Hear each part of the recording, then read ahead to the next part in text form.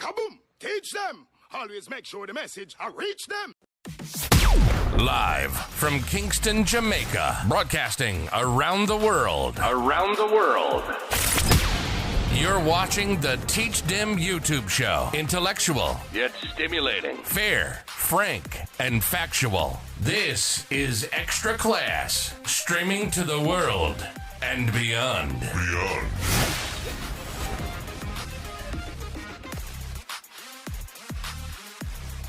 You know, it's Teach Them, the #1 intellectual blogging panel on the YouTube channel.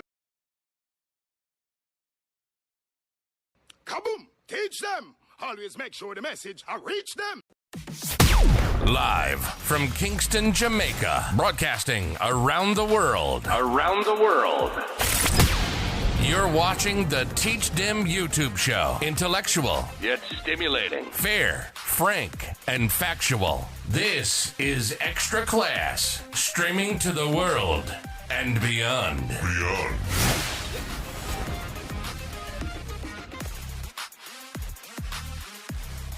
You know, it's Teach Them, the #1 intellectual blogging panel on the YouTube channel. Good night, everyone. Let me know if you're hearing me clearly. Let me know if you're seeing me clearly.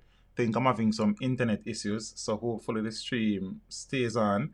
I trust that everybody is okay for all the people. Somebody cussed me off in a comment I last stream, say me need to go with me idiot introduction and me a waste time.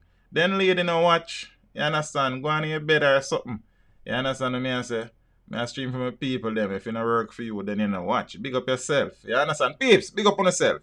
You understand what I say? You know you can't please people on a level. So we just do the thing. You understand what I say? Big up on yourself. For the people who are at work at this time on the Friday evening, I trust that your shift will end soon. You'll get a chance to get home to be with your family. For the people on the road, please be safe. Get home safely. For the people who are home, ready for listen to teach about some things we have to jam down. Jam rock. Jamaica land we love. Land of Food and Water, Bob Marley, Usain Bolt, Vibes Cartel, Buju Banton, Shelly and Fraser Price, Elaine Thompson. And that woman they will cuss me. You understand what I say? Peeps, big up on yourself. But there, comfortable about some things. And then I go on my bed. So forward. Kaboom! Teach them! Always make sure the message reach them. You know, it's Teach Them, the #1 intellectual blogging panel on the YouTube channel. Hey, yo, hello. Like, subscribe, and don't forget to click the notification button. Hey, yo, we always up to something. Teach them. Hey, yo, hello. Send the message and make it reach them. It's Teach Them right here. Warlord representing.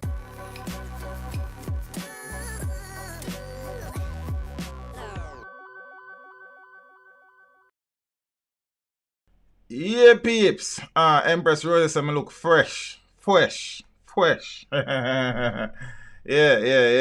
We give thanks. Yeah, thanks. Nightcore ZA. Thanks so much. Really and truly appreciate the support. Them I say me look fresh, but me almost feel like me. As I said, there is going to be probably some issues with the internet tonight. I don't know. I have been experiencing some issues throughout the day, so hopefully that is sorted soon and we think balance it. Yeah, so I say, yeah, peeps, so give thanks. So I could get up and running now. Big up to the people them. Zane, teach them. The man look tired. Boy, yeah, but we're there. You understand? Been having some stuff, been dealing with some stuff. Zane, interview week again. Zane did what? 3 interviews, Monday, Wednesday, Thursday. Today was the day that I took off. Well, Tuesday, but it's rough sometime.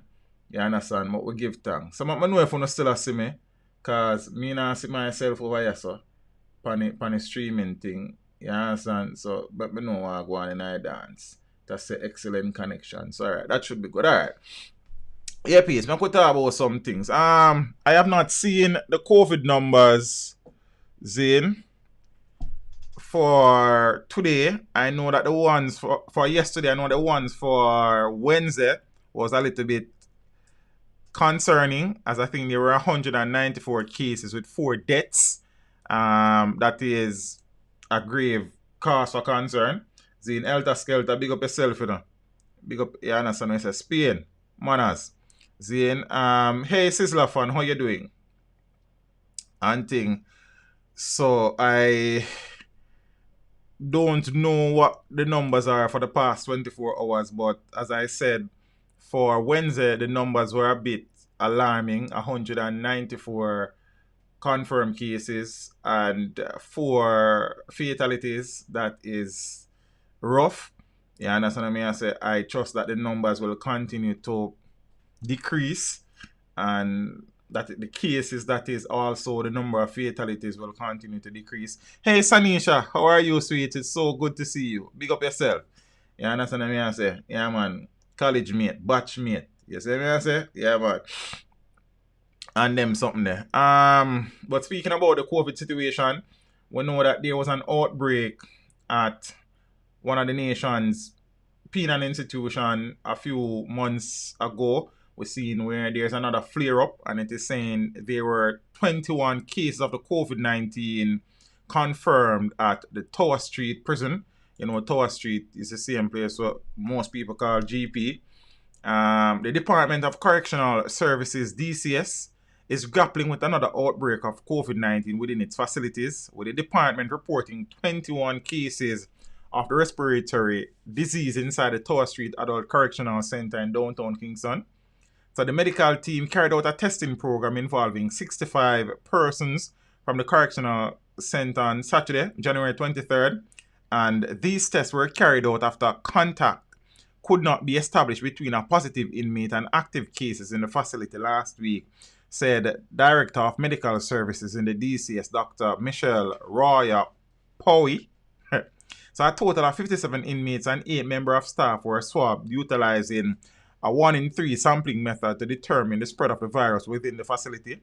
And it says results have been received for 61 of the tests done, of which 21 were positive. And inmates confirmed to be positive have been placed in isolation, and staff members required to self-isolate with immediate effect, the medical director added. Now, according to a statement from the DCS Commissioner of Corrections, Lieutenant Colonel Gary Rowe, he's retired, advised Minister without portfolio in the Ministry of National Security, Senator Matthew Samuda, of the development on Monday morning. And the department also advised that the majority of the confirmed cases are presently asymptomatic. Cause for concern if there is a major spread outbreak within the prison system, then it is going to be rough. Zane, Malibu TV, blessings family, I appreciate the support, you know what I mean? Give thanks. So I trust that, I hope that the situation will be contained in very short order, and the 21 inmates who have tested positive will recover fully, and there will be no more cases in the institution for the foreseeable future, if any at all. Yeah. Also, as an educator, still, I keep up breast of the COVID situation as it relates to education. And I have said in this same chair, looking in this same camera, many a times how I feel about the situation and what I fear will happen should we push for the immature, that's it, yeah, reopening of school, premature, immature. And they was about teach. Yeah, teacher, what you mean, immature soul? That's actually funny. The the premature the premature opening of face-to-face classes.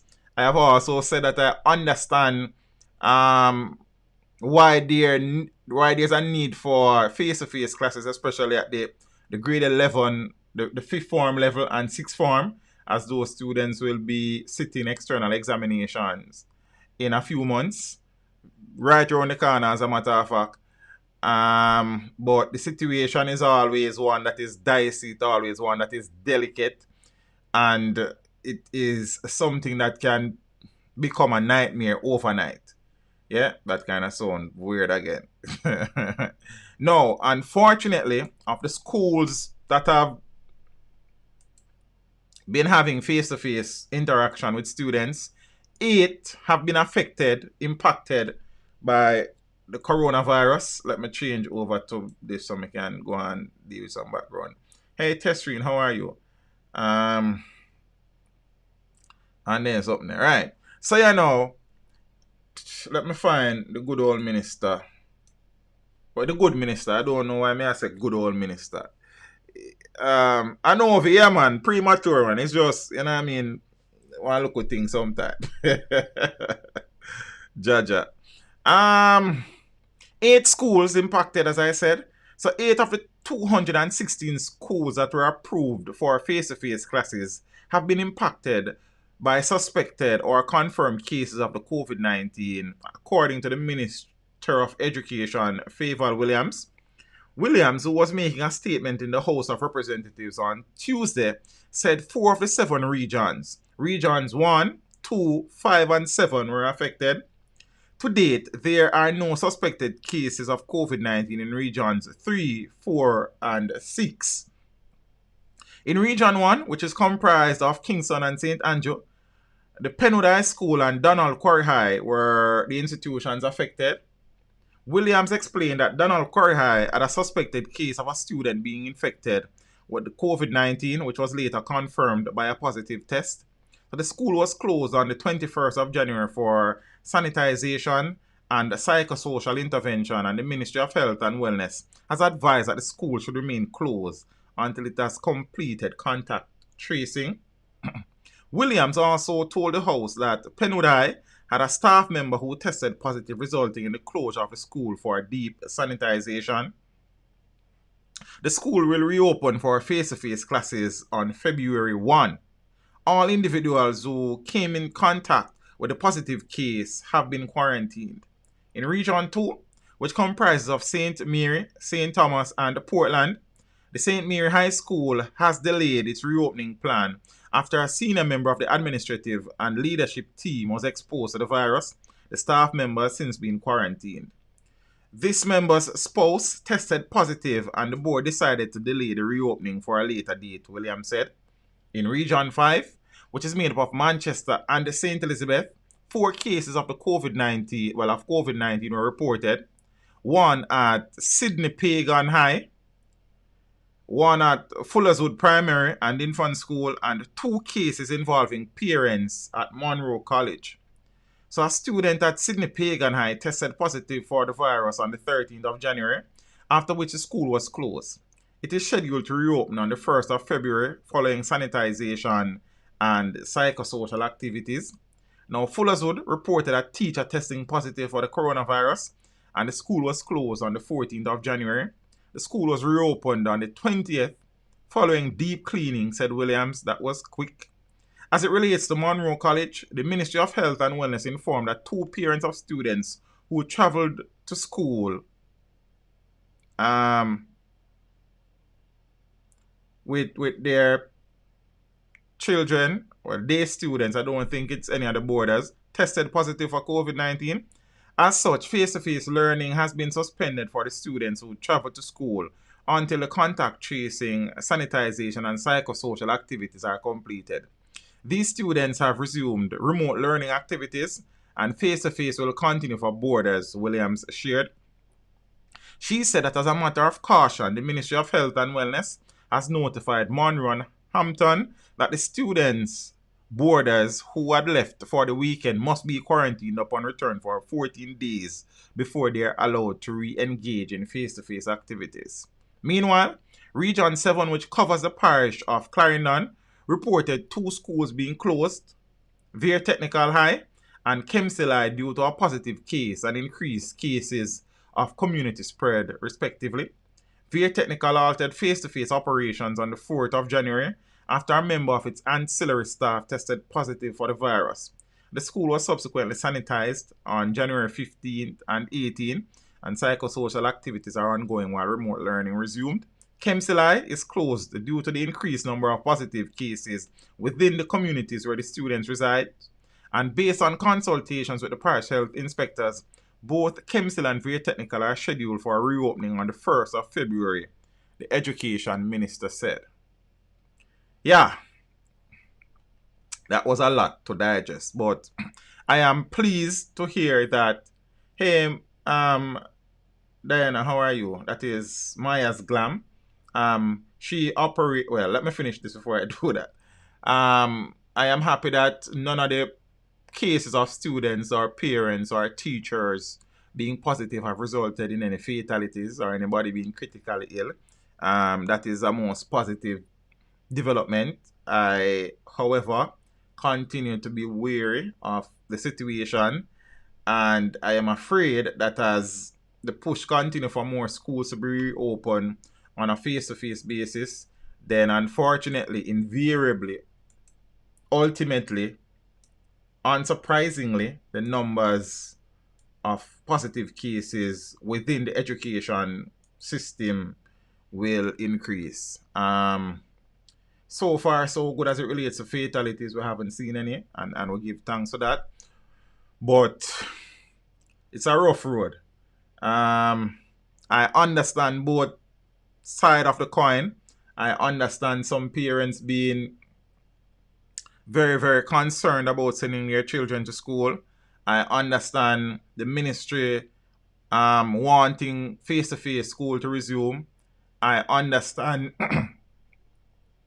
the challenges students who will be sitting external exams will be facing, have been facing, are facing.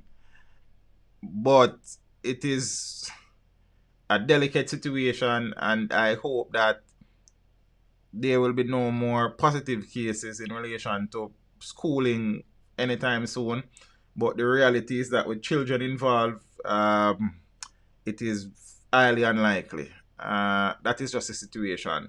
Sticking with the Ministry of Education and the Minister of Education, there has been, public discourse about private schools asking parents to sign an indemnity form that will extricate the school from being held accountable if a child should become positive or contract the virus within the school environment.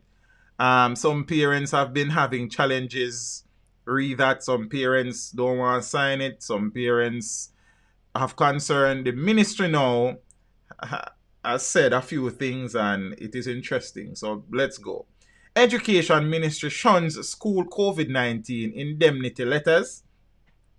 So the Ministry of Education, Youth and Information said it has taken note of a report in the media over the weekend that some school administrators have been asking parents and guardians to sign waivers indemnifying the institutions in the event their child or ward contracts COVID-19 while attending face-to-face classes. In a brief statement that was issued on Monday evening, the ministry said it has not endorsed this action by schools and has not issued any advisory that this step should be taken. The ministry is reminding principals to follow the guidelines of the Ministry of Health and Wellness and the disaster risk management protocols in communicating with parents and students in response to suspected or confirmed COVID-19 cases. Now, up to 125 schools have been cleared to resume face-to-face classes since schools were ordered closed by the government on the 13th of March last year, 3 days after Jamaica recorded its first confirmed case of the coronavirus. But although cleared to resume face-to-face classes, some principals have indicated that they are not quite ready to do so, and the majority of students nationally are continuing their education online. Sir Finar, thanks so much for the contribution, my brother. Really and truly appreciated. Blessings every time. Oh, I was making reference to Maya's Glam. She's a friend of mine. We went to primary school together, high school together. I still look a bit older than her still, but I'm a G. She has a YouTube channel where she treats with beauty, hair stuff, hair care, and she does some vlogging and stuff. So the ladies and the gentlemen, when you can go across, go support the thing. You understand when you have the time. You don't know a thing because a family settings in and Zane, I'm sure she would appreciate the support. So if that is your cup of tea, your jazz, feel free to go across and, you know what I mean, show some support. Yeah, man. The internet lame up. My internet or your internet Garfield? What go on in I dance? I don't know. You see? Yeah, peep. So them look at things they are going. Long before this, I know of schools who have been creating those indemnity forms for parents to sign. I have had discussion with parents who are a part of buffering. Probably on mine. Internet is a problem. Is there anybody else who is having buffering problems? Is the stream coming through smoothly? Frenzy say I'm gonna sign that waiver, but then Frenzy, I don't know still. I don't know. I don't know. It is a dicey little thing. It is really and truly rough to ask parents to sign such a form. I don't know though that any conditions have been placed on those forms. But for now, you can go watch a thing, man, and learn how to watch your daughter ear or your partner's ear. You understand what I say? Or your ear. Then you know what it. Eh? So I don't frenzy. Why? It's a frenzy. That's what I say. Cause I don't know how I would treat with that if my child was attending one of those schools and I was asked as a parent to sign one of those forms. I would have understood the risk as a parent doing my own assessment and analysis of the COVID-19 situation, and I would have decided within my home with my spouse or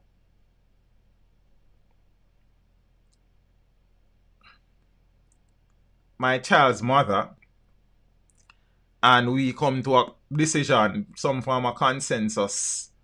Am my internet a problem then? If so much I don't have problem, I must me. You understand? And thing. So yes, it's buffering. I think it might be yours. I have 400 megabytes though. every day take. Okay, sir. Sorry, my apologies. My internet up and running, so I have the same issues with buffering. Alright, we're gonna try a thing. The stream might seem like it crash, and it may crash, but let me try and switch over to the hard line connection and see if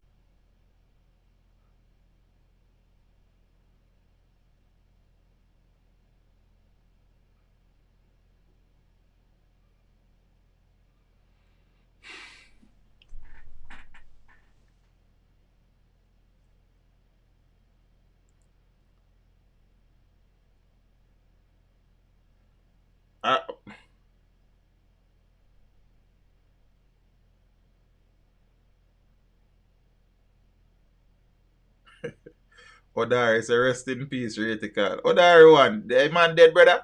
You see the man dead? You going funeral? What you mean? Alright. So I am assuming, thanks a lot, I appreciate it. You're welcome, Empress. I am assuming that you are seeing me now and you're hearing me. So let me know if there has been any improvement. But on my screen it says excellent connection, you know. So if you don't know on the internet, I don't come around and blame my internet. You don't fix up on the thing. You understand what I say? BM, then if I didn't pay me internet bill, then I couldn't have internet, brother. Then what kind of question? I don't understand. You understand? Alright. Elta say good over Spain. So I assume so we're good there now. Alright, so if a thing a buffer you now, a phone internet no good. I want to not blame my internet. Because my internet said excellent connection. So I don't know. Alright.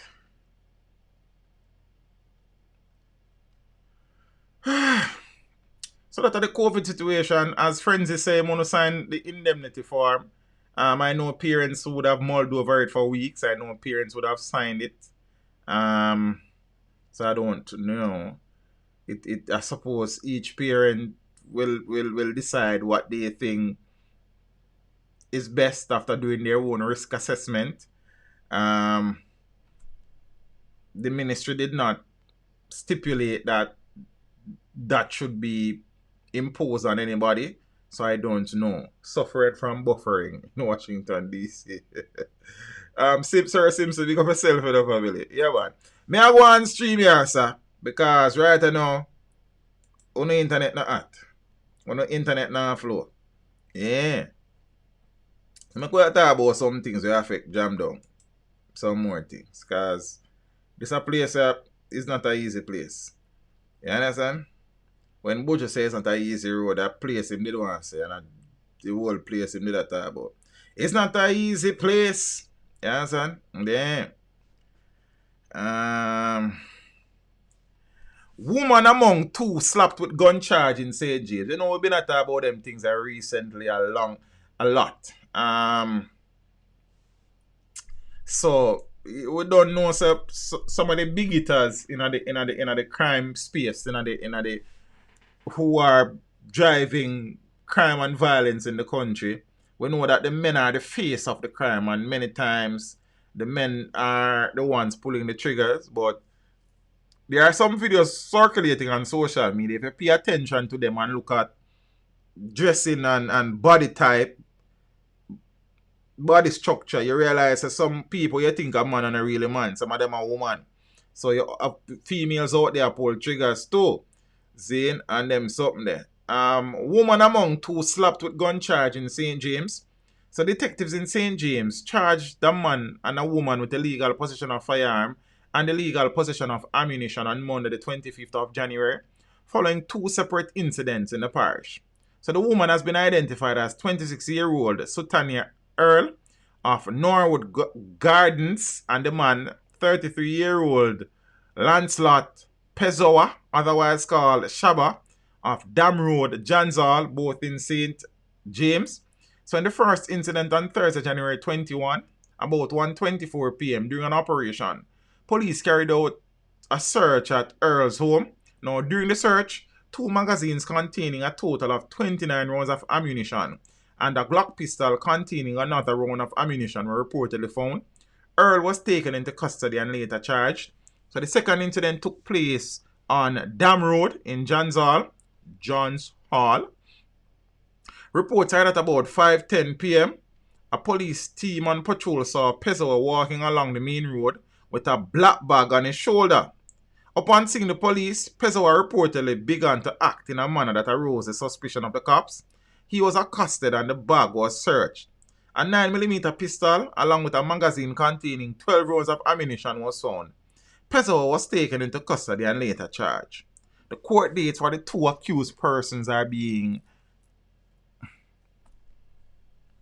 finalized by the police. Yes, Rasta. On the gun trail, 3 men arrested after cops made gun seizure in St. Elizabeth. So the Santa Cruz police arrested 3 men following the seizure of a 10mm Glock 29 pistol and a magazine containing 1 round of ammunition along New River Main Road in Santa Cruz, St. Elizabeth on Sunday, January 24th. A 10mm. I never hear about a 10mm Glock yet, but alright, we learn. Reports are that about... Is a typo. We have a 10mm. You know some people out here who are very versed with Nigel Lambert. If you have a link for the great cockatoo, then you can pass it on. But I have not been able to contact him. You understand? So until then, you know it thing go. But if you have a link, I would appreciate it. So you know, I know some people in here are very versed with guns. So if you are familiar with a 10mm, you know we only know it's a gun debo. You understand? We don't know gun spurt. Reports are that about 11:45 p.m. the lawmen were conducting vehicular checkpoint operations when they signaled a white Honda Civic motor vehicle to stop. A search of the motor vehicle was conducted and the firearm and ammunition found in the console area between the front seats. The suspects were subsequently taken into custody. However, their identities are being withheld pending further investigations.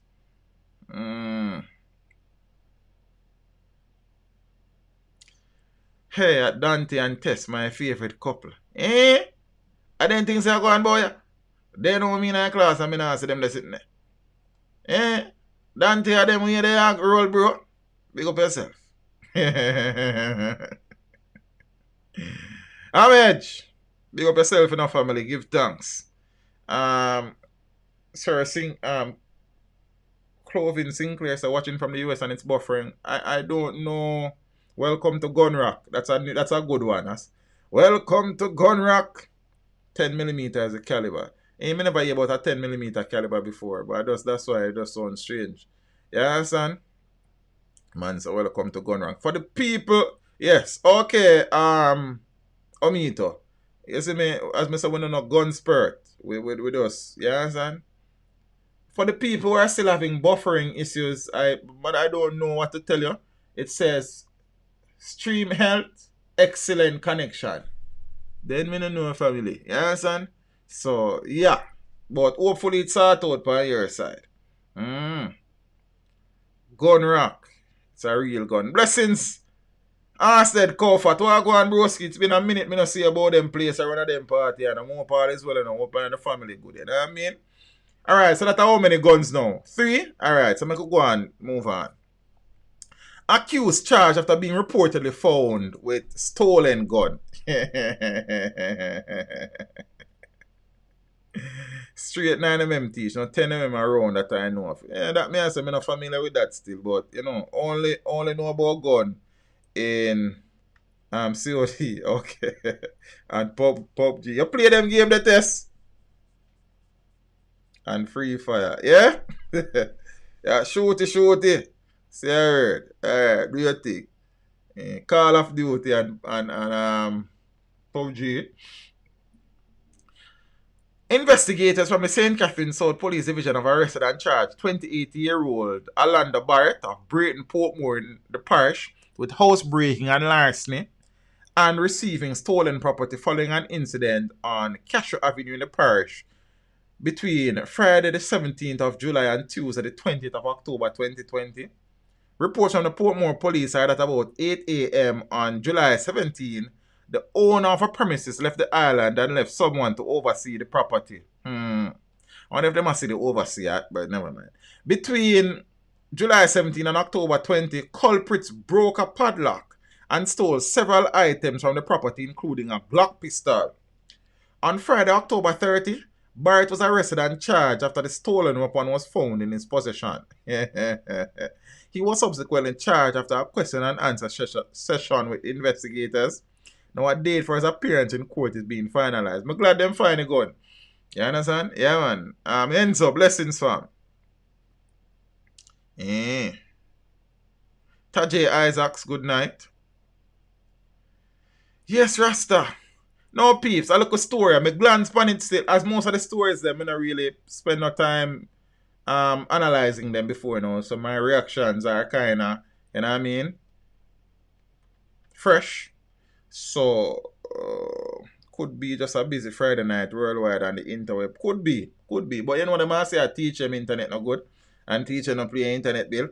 And all of these things. You know, liberty come through carelessness like. Yeah, does that go on. Okay, alright, Tess. So I kind of glance the story and me I said, Jaja, 10-year-old dies after consuming beverage in St. Anne and not in hospital. Eh? Yes, King Don. Yeah, man, we're live, man. Big up, teach. Yeah, broski, you know we're there, as always. A 10-year-old child died on Monday after consuming what is said to have been a beverage that was purchased in Discovery Bay, St. Anne on the weekend. Another child who also consumed the beverage has been hospitalized. Whoa. The deceased has been identified as Richard Emmanuel of a Discovery Bay address. It's 10-year-old.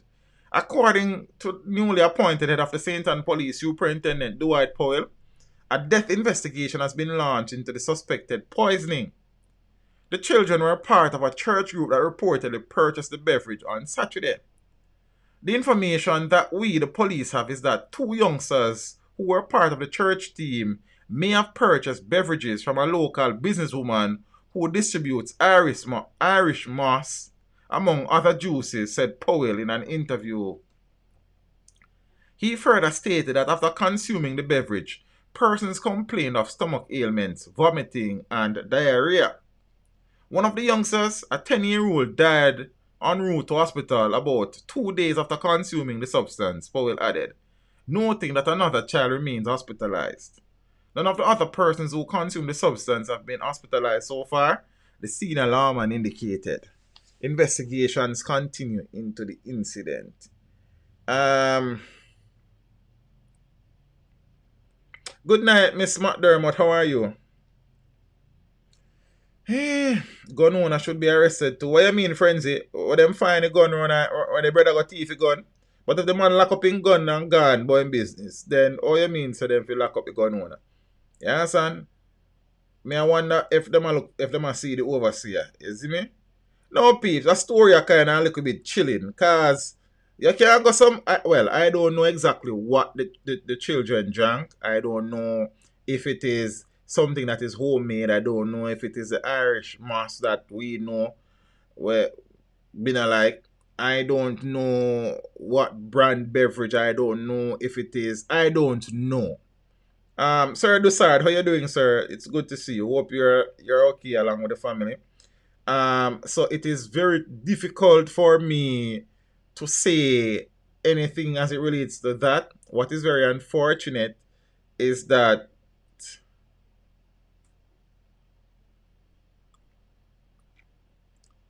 a 10-year-old child is dead.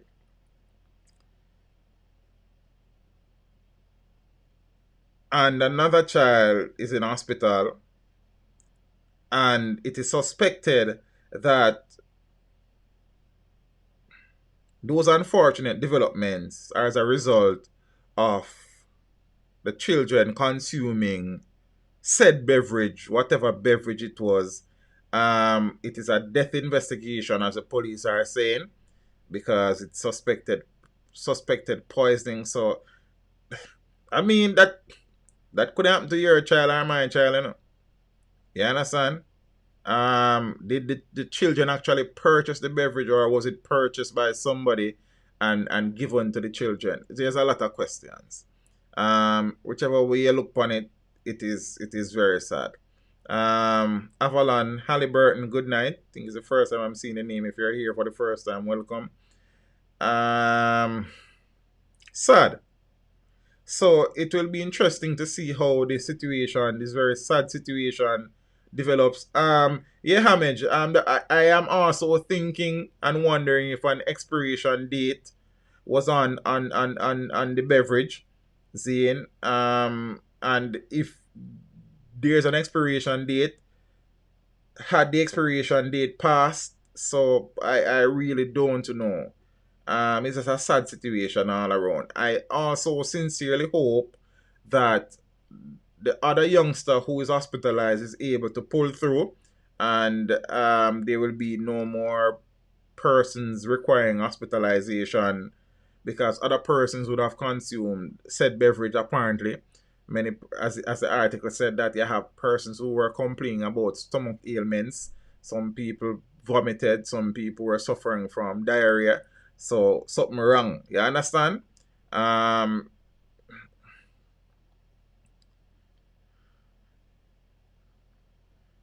Parents are now without their child because I don't know.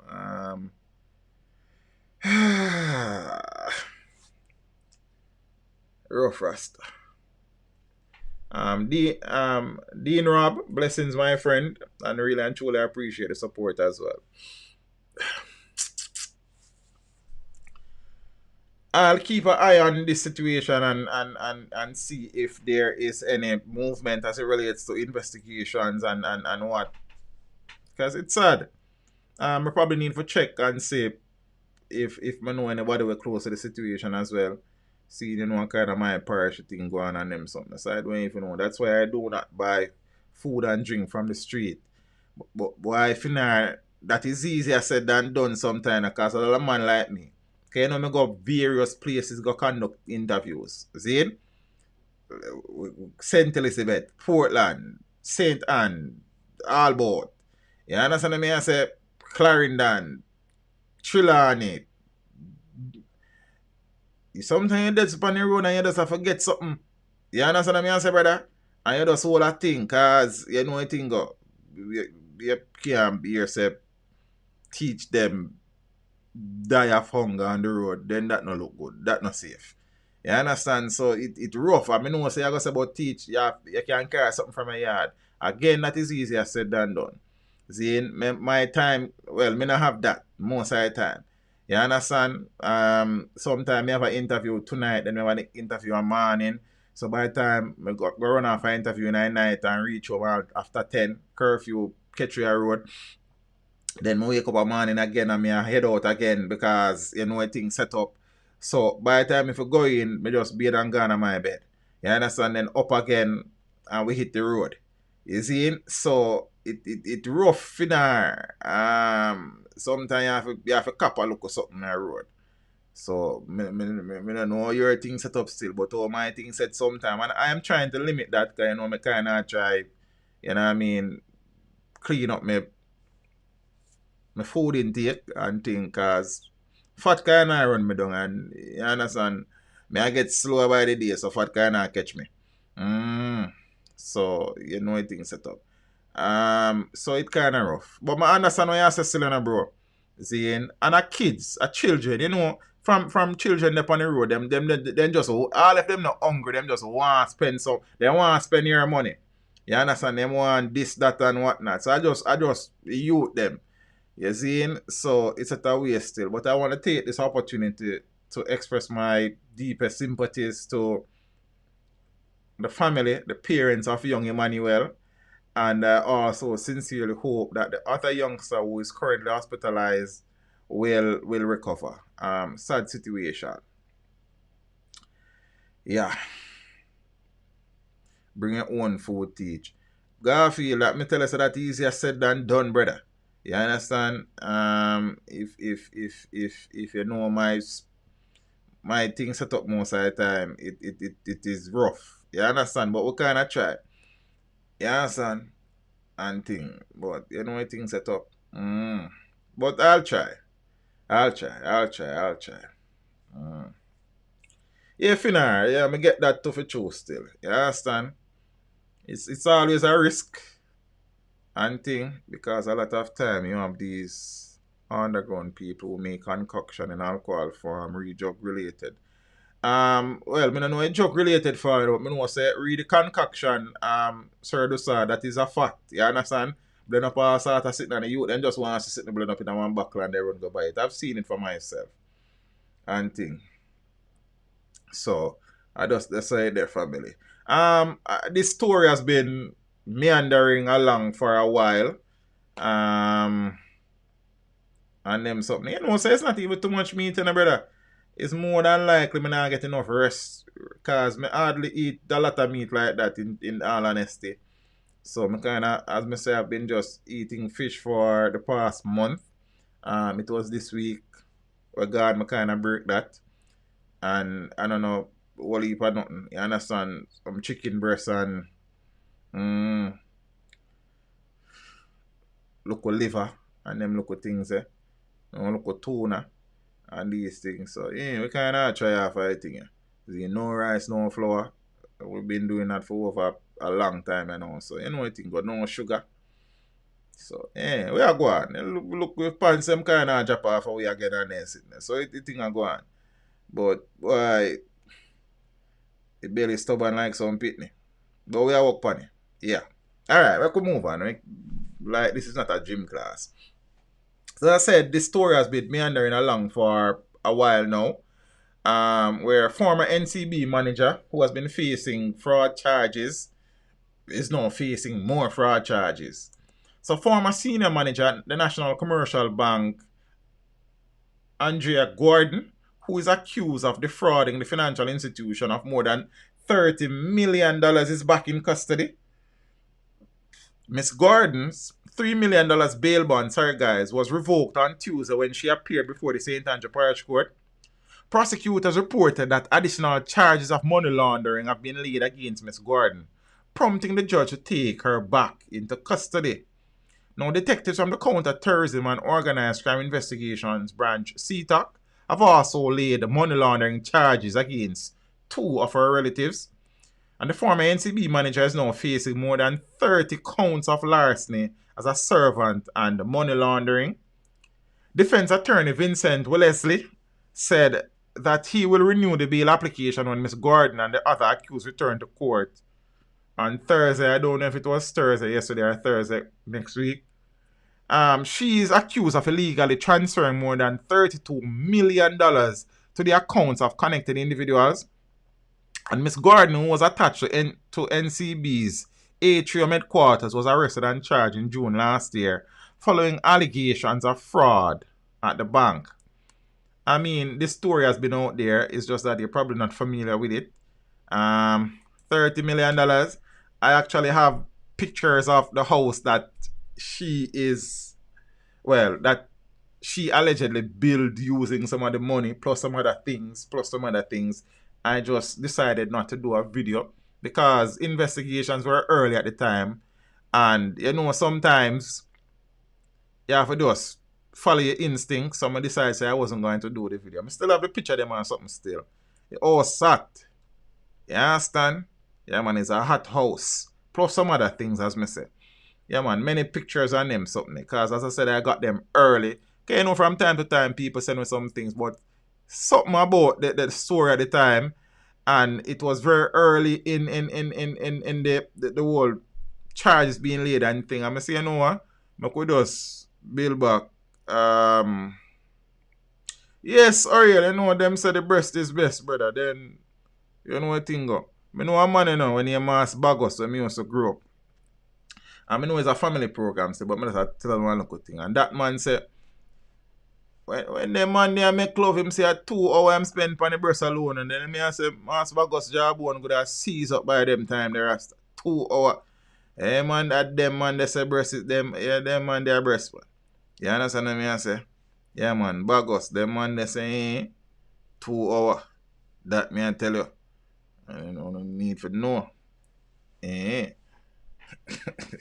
Them breasts, they must tender and nipple there. Chafe up. Why? Yo, a mass bagos job and them must seize up. Then think about it. Yeah, them man there, breast man, them man there. Yeah, man. Yeah. Alright, so I can move on now. I don't want to love people business, you see? I will not there about a skin off on the teeth. From people business get involved from the perk up. You understand? Mike plays a breast is life. Yes, Rasta. I don't disagree. Alright, so watch out now, peeps. Convicted lottery scammer to pay $6 million in 10 years to the government. So why not $10 million in 6 years? But Nicky is not me, and I just tell about Mas Bagos. You understand? Then he's a man I know when I grew up. Mas Bagos short, you know. You understand? Yeah, man, Mas Bagos no more than 5 feet tall. You see, that's the man thing there. Like the man height just reach the breast. Then the man thing just set. A convicted lottery scammer will pay $6 million to the government over 10 years as a penalty by an order made under the Proceeds of Crimes Act, POCA. Roman Dare Fletcher consented to the penalty order when he appeared before the St. James Parish Court last Tuesday for a benefit hearing, the Financial Investigations Division of the Ministry of Finance said. So the FID said the case is a reminder to Jamaicans that they must be cautious to not breach the Proceeds of Crimes Act. Now, any role you play, the FID will make you pay. Bombard that bad. Any role you play, the FID will make you pay. Me like it. You understand? Empress Beverly, how you doing? Miss Colthurst, hope you are okay. Me Sock Lampard, maybe if I get into that. You understand what I mean? So this is the next story for you next time. Yeah. So any role you play, the FID will make you pay, said FID's Director of Legal Services, Courtney Smith. Fletcher is a 31-year-old resident of Reading, St. James. I didn't pronounce it Reading. I don't know, but I pronounce it Reading. You understand? Who was employed as a waiter in the hospitality sector. He was convicted in 2015 after pleading guilty to unlawful possession of identity information with intent to use. According to the FID, forensic evidence presented in the case revealed that Fletcher benefited to the tune of 11.4 million Jamaican dollars from his participation in lottery scamming activities over a 4-year period leading up to his 2014 arrest. His role was to collect remittances and direct transfers to his bank account, following which he withdrew the funds, thereby ending the paper trail. Smith noted his claim was that he did not have the money and he was only collecting it for somebody and he gave it to that person. But the point of this is, whether you are the major player or you are the person who allowed someone else to use your bank account to funnel these funds, we are coming for you. It has come to your account. It is yours and you will be the one to pay back. You have benefited. The law says once you hold it, once you own it within a specific period of committing the offense, the defense, it is your benefit from crime. This is not a simple process. Your life will be disrupted. Reading, blessings, Sir Hakeem. Yeah, man. You see me? Following his conviction, Fletcher lost his employment in the hospitality sector and appears to be blacklisted, said the FID, adding that Fletcher now claims to be now employed in the construction industry as a mason. In commenting on the time which elapsed between Fletcher's conviction and the benefit hearing in 2021, Smith said his constitutional rights had to be protected, so the court was giving him time to properly instruct his counsel and mount his defense, just so it wouldn't be an issue for appeal if we ever got through that trial. We eventually decided to settle the matter because, having looked through the evidence, he was unable to mount a reasonable defense. Now, among the reasons for Fletcher's inability to mount reasonable defense is that he feared endangering himself and his family if he revealed the name of the mastermind. His defense counsel indicated he was impoverished at the time of his arrest. The FID's own investigations indicated a similar position. When arrested, a sum of just under $500,000 belonging to Fletcher in a savings account was restrained. This represented the only remaining benefit of his criminal life, according to the FID. So you responsible for the movement of over $11 million and you only have $500,000, brother? Following the submission of arguments from the FID and Fletcher's defense counsel, he reportedly consented to the forfeiture of the funds remaining in his savings account plus the interest occurred. Payment of the sum of $6 million to the government as a penalty by order made under poker, and that the full benefit of $11.4 million becomes due and payable should he commit another scamming related offense. Oh, so I'm supposed to pay the $6 million, and if he's involved in a scamming again and is found guilty, I'm supposed to pay $11.4 million. I see. The FID noted that usually this order is payable by law within 6 months of the order, with non-payment being made a criminal offense by the POCA, which is the Proceeds of Crimes Act. However, given the circumstances outlined, the FID agreed to receive payments being made in monthly installments of 50,000 Jamaican dollars until liquidation about 120 months. The man a true partner and not get no job. The man a true partner and not get no job. Not get no job. The man a true $50,000 hand every month and he not get no job. 120 months partner. Governmental banker. You know see what I'm going about here? See? So I will finish the article because I say a man in a partner and the banker. The penalty order is a part of his sentencing. There are several goals which can be achieved by sentencing. There's retribution, where some say we should go for the full benefit plus interest. But there are other goals, like incapacitation, deterrence, and rehabilitation. On a case-by-case basis, we, the FID, take a scientific approach to determine the minimum amount that we can receive from the defendant at as an acceptable, you know what I mean, penalty order. This is a young man who will be paying this money every month for the next 10 years. He might not show a partner for 10 years. If he keeps up a legitimate job to pay this from legitimate sources of income, it is highly unlikely that he is going to return to the life of scamming again. Rehabilitation. The man would have said, then I'm not going to scam to pay about this. I am just saying, I hope him don't do that. You understand? But alright. Deterrence. Other members of the community will see that his hard-earned legitimate money is now going to the government. So he's an example for the society. He's an example to even his children and whoever will see that crime does not pay. Failure to pay is a criminal offense, as I said, for which Fletcher can be arrested, charged, convicted, and imprisoned. The debt will remain to be paid. The debt will remain to be paid in full, plus interest occurred after the prison term. So even if him not done pay it, even if him fall for harder times and the debt not done pay, him have to go serve the prison sentence, and when him come out, him still have to go pay the money plus all of the interest. Him get him jail already. Tony and say him get him jail already. Well, me not thinking like that jail the way they get. You understand? The man a throw a partner for 10 years. Then he say, Jaja. I hope the construction sector boom so him can, you know what I mean? Him can double up him partner. He have 2 and a partner one time. So instead of 50 grand, he will do 100 grand. You understand? Yeah, man. 2 and. So instead of 10 years, he do it in 5. You have to wise. Alright. Scammer them there. A true partner. That's interesting, you know, it's an interesting concept.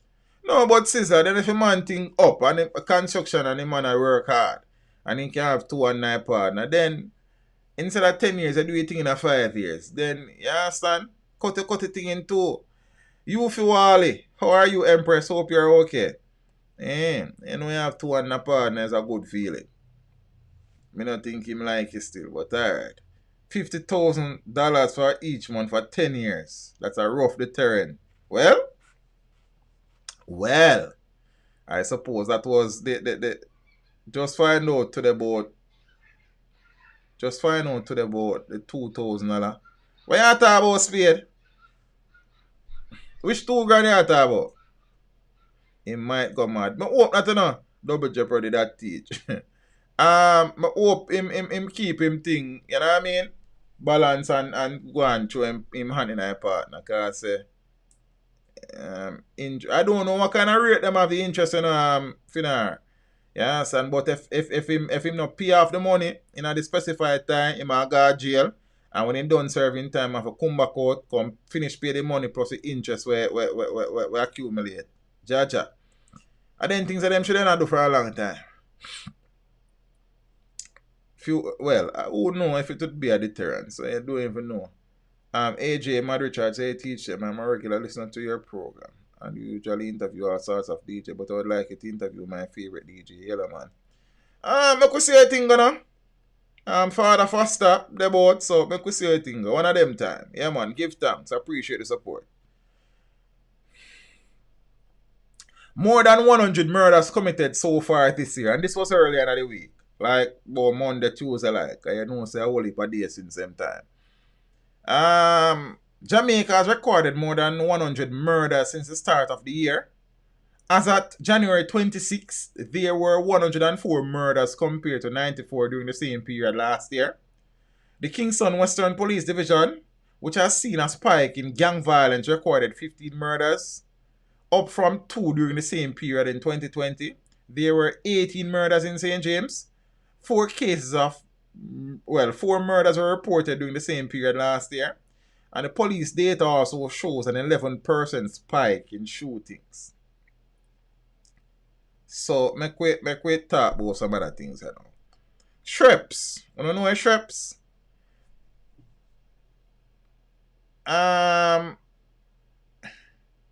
Sir Adams, thanks for the contribution over on PayPal. Say you love the channel, yeah man, give thanks man. It's always a joy for you that, and you know I appreciate the support. You know what I mean? Give thanks. Ben Pressy, jobless. Ben Pressy, anybody know? Or it's BM Press. BM Pressy. BM Pressy, jobless. Which one me like? Ben Pressy, BM Pressy. That me I work with. Then if I know so, then I just go teach them. The Canadian government will fine people $2,000 if they come from another country and don't follow quarantine rules. Oh, that's not too bad. That can go on. Oh, yeah. Yeah, but it's some things about Canada, you know, say them ban all flights to Caribbean countries and anything. But me ain't too really like. But just glance upon it. Shreps charged with recent triple murder in Kingston. Detectives from the Major Investigations Division, MID, have charged a man in relation to the January 15 triple murder on Lincoln Crescent in the Kingston 5 area. The accused, I want to guess Shreps' age.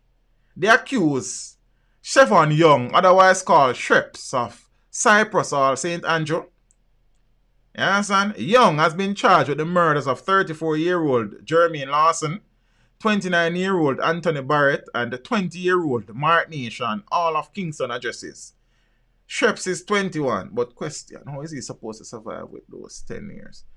Well, that's something I should end think about, you know. The sad. It's a good question still. I can't take that from you, but you have to go figure that out. You spread the bed out, you lay down in there, your family. You understand what I say? Yeah, man. Yeah, man. Cookie is 21. Young girl business. Control Jamaica. 21 a young girl or a bad girl? 16 a bad girl and 21 a young girl. Which one? Or 16 a young girl and 21 is bad girl? Don't tell me, because I don't want to buy a cash pot boat here now. Young has also been charged with illegal possession of firearm and illegal possession of ammunition. So reports are that about 3:30 p.m. all three men were standing along the roadway when they were attacked by armed men traveling in a Honda CRV motor vehicle who opened gunfire, hitting them. The police were alerted and they were taken to hospital where they were all pronounced dead. Young was charged following an identification parade, and a date for his appearance in court is being finalized by the police. Yeah, man. Shreps is 21. And he has been charged for killing 3 men. And 16 a young girl, 21 a bad, well, Shreps a bad girl. You understand? Yeah, man. Cash pot that. You don't buy your morning.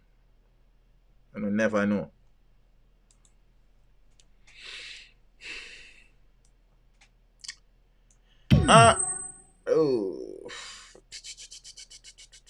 Anonymous, thanks for the contribution. So I guess me still can't find out who you know, but them tip Anonymous. Okay. Person. Alright. Empress Blackwood, thanks for the contribution. You teach Canada burn all flights to the Caribbean and Mexico. Alright, but I mean, some governments just have to go decide to do some tough things, you know, and keep a thing on a level, because it thing, you know what I mean? Alright. Some people from overseas link me vex, you know, and I said, teach, you know, how come this lady died in Jamaica and we not get no media coverage, but I actually spoke about it Sunday night. The thing is, though, I did not have a lot of information. So some people have said, teach, we not see the thing in a media and them something there. So it look good. And thing.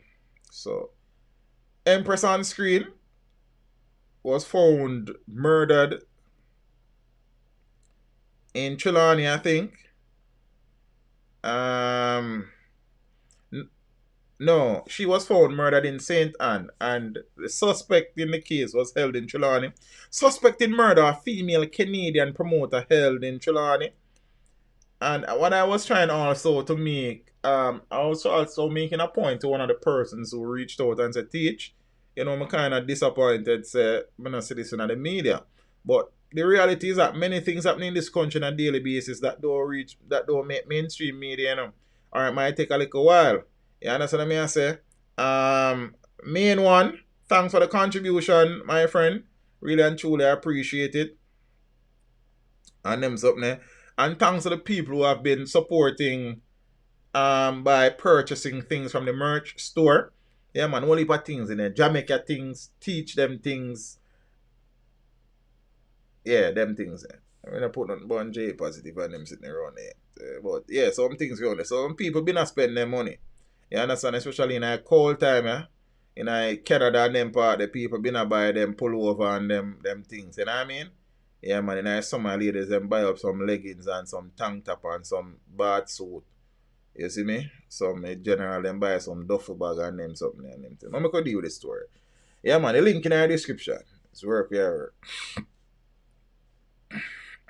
Suspected murder of female Canadian promoter held in Trelawney. The man who was being sought in relation to last week's murder of Latoya Alcindor, a popular Canadian events promoter in St. Anne, was arrested in Trelawney on Tuesday morning. He was held sometime after 11 a.m. by police personnel in the neighboring parish. In confirming the arrest, head of the St. Anne Police, Superintendent Dwight Powell, said the suspect is now in the custody of the St. Anne Police. He was being questioned by senior law enforcers. So the suspect is said to have been in a relationship with Empress Latoya up to the time of her death. As a matter of fact, I remember somebody mentioning Sunday night that it seems to be a possible crime of passion.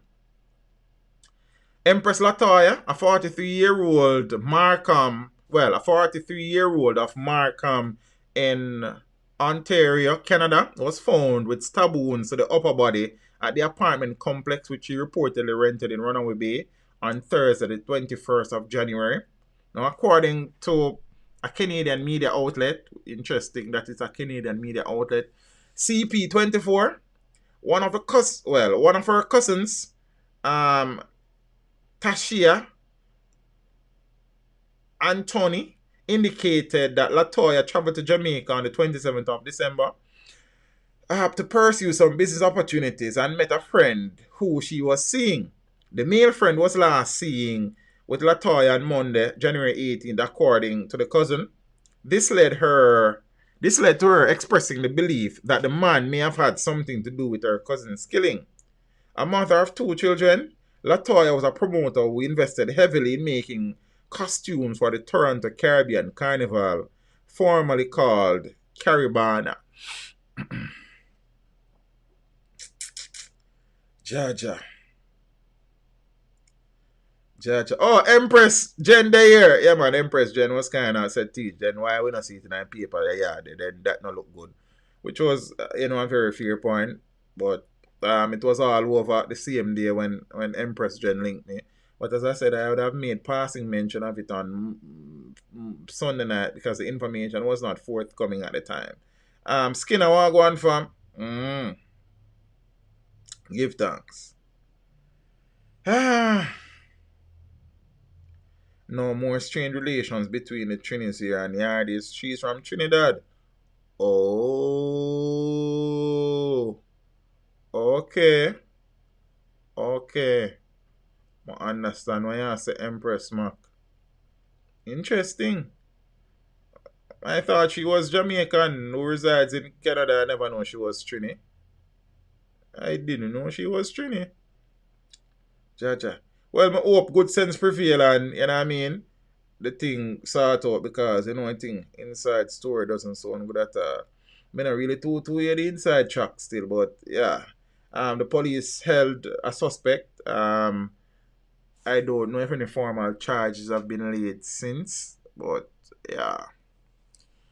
Jaja. Me going out and forwarding.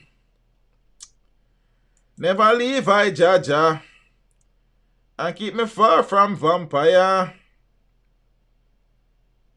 Walk with me, talk with me, show me the thoughts in them hard for me. Jaja, I need to go listen to that song,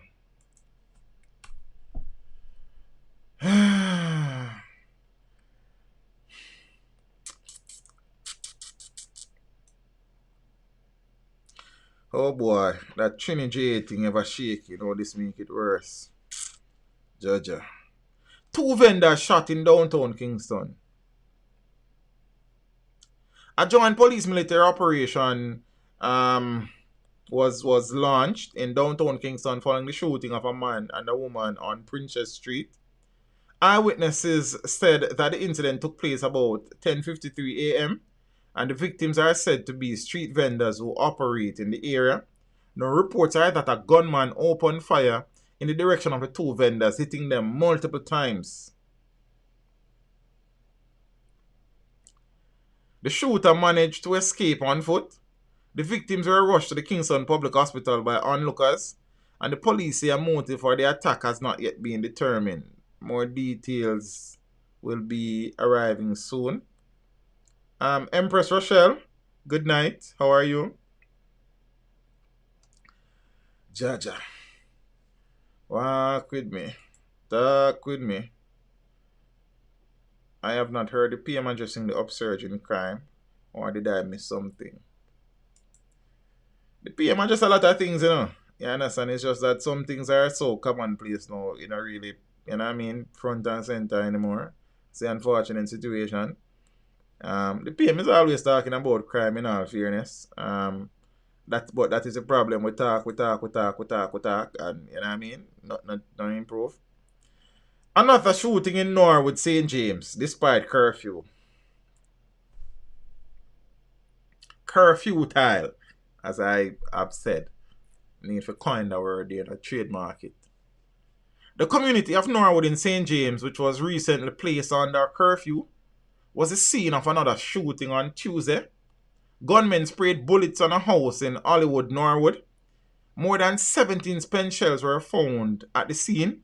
Several persons have been shot and killed in Norwood since the start of the year. Now, the curfew has been... What do you know? The curfew has been extended. Curfew extended in sections of Norwood, St. James. So a curfew that was imposed in sections of Norwood, St. James following a flare-up of violence there this month has been extended and will remain in effect until 6 p.m. on Saturday, January 30, which is tomorrow. So more curfew time. You understand what I say? You know why my skin full of cold bumps? The ear see. One turn up. Then I do even know a remote then. Good as roundness upon the table. Man, I do even move. Body found in Central Kingston. Crime scene detectives were called to Eve Lane, which runs off West Zero Circle and the Slipe Road in Kingston. Teach. I know my dog, let me know. You understand? I neighbor them dog. I neighbor them dog if you live. Po, you understand? You understand? Yes, Teach. The Empress is from Trinidad, but she live in Canada. Yes, Father Lawrence, that me I learn, you know, Rasta.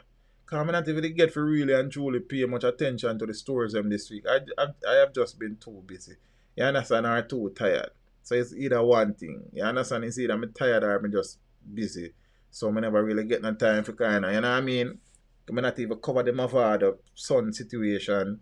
Normally I would cover that. I kind of see it and then I say meh, and then I say me I cover it and then I just get tired again and I'm busy. You see me? But then anyway, me there dog them tend to find me to your sizzler. Everywhere me go dog, there's a dog there. I don't know. So the body of the unidentified male was found with a gunshot wound to the head. He was discovered in bushes. The police say the body was clad in a blue denim pants, blue shirt, and a pair of brown sandals. And the police say this is the third reported murder scene. That was the third reported murder scene in Kingston today. Remember the double shooting, the fatal double shooting in downtown Kingston there, so. Yes, Rasta. Hey, you wanna look so? John or Rasta George. Siblings shot in Jonestown. A man and his sister were shot dead by gunmen in the Kingston Western Police Division on Monday. Less than 24 hours after 2 other men were shot dead in the area. The victims have been identified as 24-year-old Janelle Thomas and 29-year-old Omar Jarrett. Now, reports are that they were at their home on Penn Street in Jonestown when gunmen invaded the house and shot them multiple times. They were rushed to hospital where they were pronounced dead. The incident came less than 24 hours after another double murder in the 9th Street section of the same police division. Reports are that a group of people were standing along the roadway about 5:50 p.m. on Monday when men drove up in a motor car and opened fire, hitting 3 persons, including Tariq Montague and Stephen Beckles. Montague and Beckles were pronounced dead at hospital, while the third victim was admitted. There has been no indication from authorities that the 2 double murders are linked, but the incidents have left residents in the area on edge. Then me the pine jam in live there. Then what you think? Then I will send the dog the door. The dog have a whole day for back and it's now in beside to come back.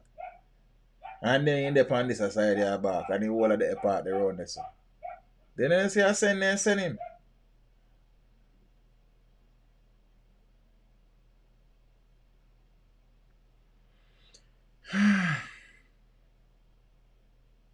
The security dogs are working over that. Murder. Jaja.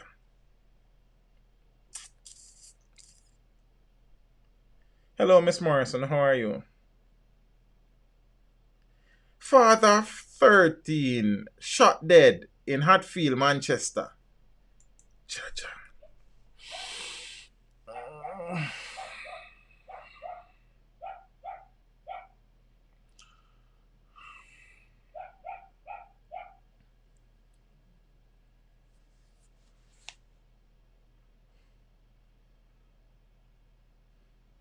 A 2-year-old boy and a 7-year-old girl and their 11 siblings have been left without a father after gunmen shot dead 55-year-old shopkeeper Everton Wrangling, otherwise called Ginger, in his community yesterday morning. According to residents, about 8 a.m., Wrangling was attacked by 2 gunmen who opened fire, hitting him multiple times. Wrangling said residents ran and was chased by the gunmen who shot him again, killing him on the spot.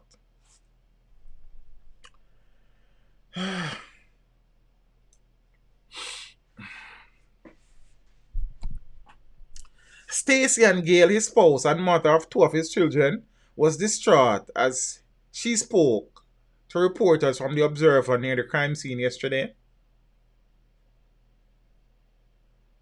Nah, man, everything good, man. Him good, man. And may I respond to Rosie? Yeah, man. Him is not a person to pick trouble with people. I only hear him there out here, on the roadside, and him get the 2 first shot, and him run off, and them run him down and shoot him again, she said. I don't know how I am going to manage. I work as a farmer and run a little shop, but that alone can't provide for the children, she added. She said her children had a close bond with their father. Right now, I'm in a pain and grief, because my mother just died 2 weeks ago, Jaja, and now this come happen. My daughter love her father very much, and me don't know what me I go tell her. My son love him too, and for them I go home and not see them father. It a go hard, she said. She described her spouse as an independent man. He was a very self-reliant person. He not depend upon people. Him try to make 2 ends meet. Him do everything just to make him kids them survive, Gail said. A resident, close friend of the deceased, who spoke on condition of anonymity, was puzzled as to Wrangling's gruesome death. Me not have a problem with him, and him is not a troublemaker. I don't know of anybody looking for him. I saw him park every day. Him did just earlier drop off him baby mother and him 2 picnic and did that chill right here when them attack him, she said.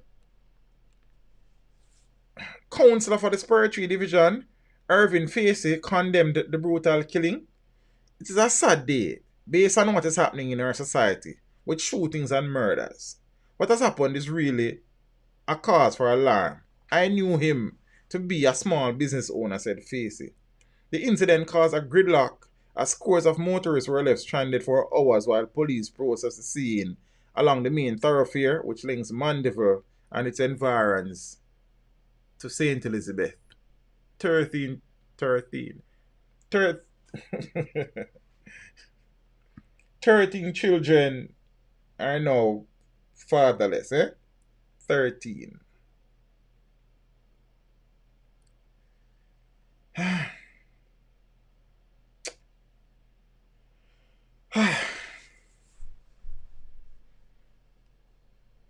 Huh.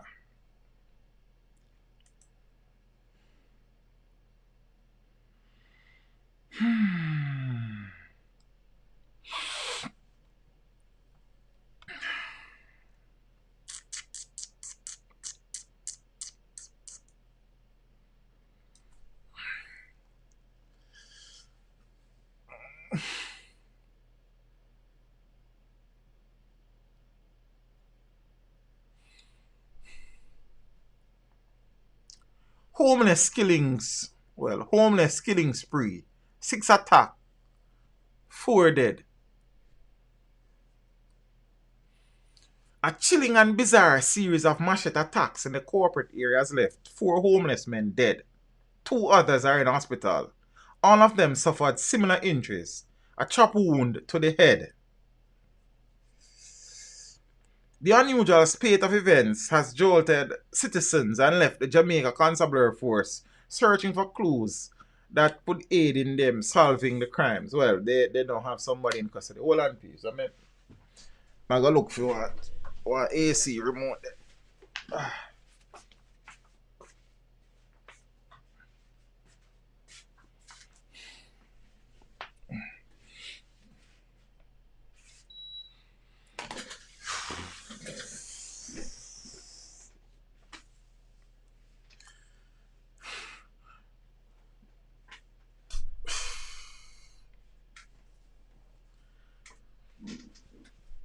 The homeless men were attacked in separate incidents across the city before daybreak.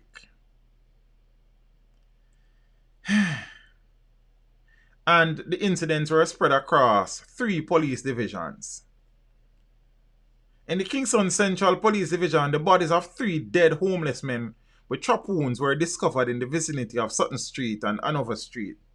The next discovery in the Kingston Western Division was on Motherwhite Bridge, which is located on Spanish Town Road near Collie-Smith Drive. The third incident found the attacker and attackers back on Constant Spring Road, where a victim was found at Twin Gates Plaza in the St. Andrew Central Police Division. The fourth victim was found just below Twin Gates Plaza along Derrimore Road.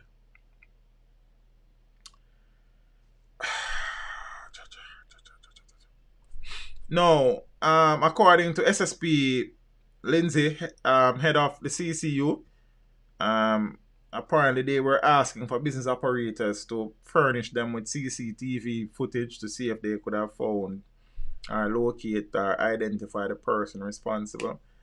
And the Prime Minister announced in Parliament the following day, I think, that a deportee was detained in relation to the killings. Now, a suspect who is said to be a deportee is in the custody of the police in relation to the brutal slayings of 4 homeless men in the early hours of Monday.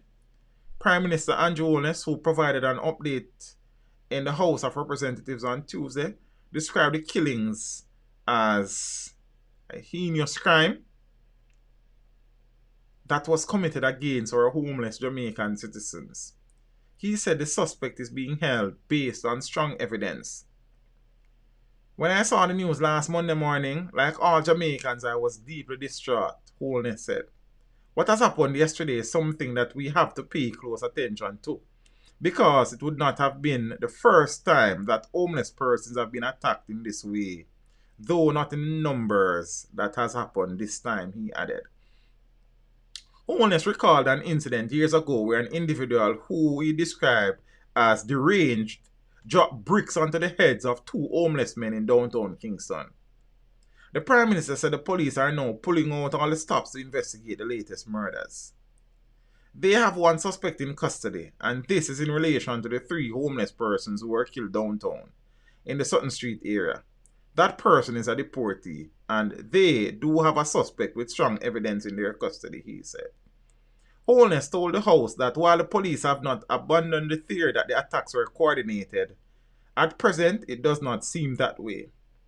He said he has been informed by the Commissioner of Police that he has increased patrols in the areas where homeless people congregate, and the Ministry of Local Government is doing the same. Like, it is so difficult reading this story. Like, but just share it because... Good night, Nidia. Good night, Tony Shea. How are you guys doing? It's good to see you. Big up on yourself. Meanwhile, the government is rushing to put in place another 150 beds at the homeless shelter in downtown Kingston by the end of February. At the same time, Wallace noted that some homeless persons prefer to remain on the streets at night rather than utilize the services of the shelter. He said estimates indicate that there are roughly 2,000 homeless people across the country, 500 of whom are residents in the corporate area of Kingston and St. Andrew.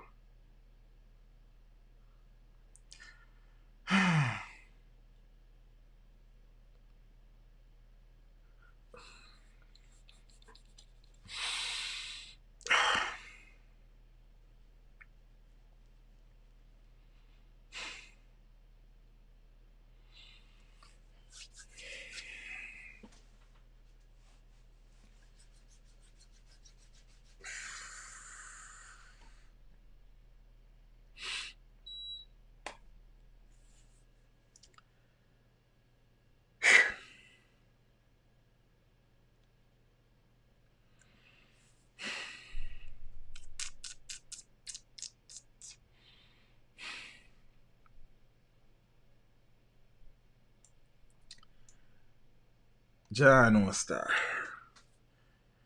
So these are more pictures that were taken close to the various locations where the bodies were found.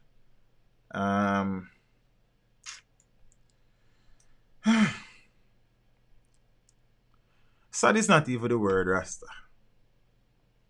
Sad is not even the word.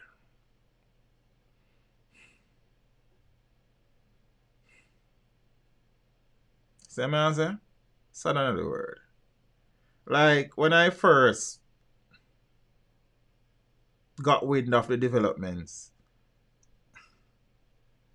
I said, you realize I did not even cover this story because I just couldn't get myself around to doing that. Apart from being tired and busy, but it's a story I couldn't find the time for cover. But I say, you know what? I not expose my emotions to this today. You understand?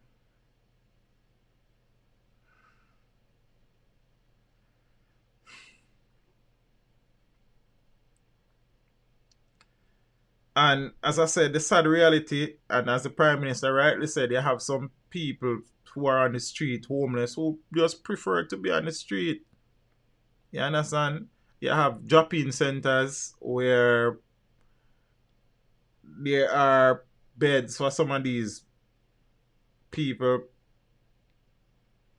Call them the indigent, I reckon, and they just prefer to be on the street where they are able to move about as they wish. And I remember the incident that the Prime Minister spoke about where the deranged man dropped the bricks on the heads of the homeless people while they slept. Now we're seeing somebody or some people going around and chopping people on them head while they are sleeping on the streets. I don't know if the people were actually sleeping, but that's a theorize that as well. I mean, that is just...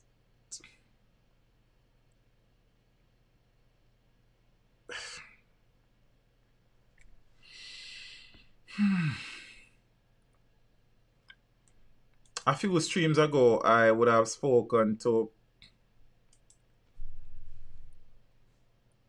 well, I would have shared an article in relation to some accusation of inappropriate sexual relations within the Jamaica Defence Force, where the victim's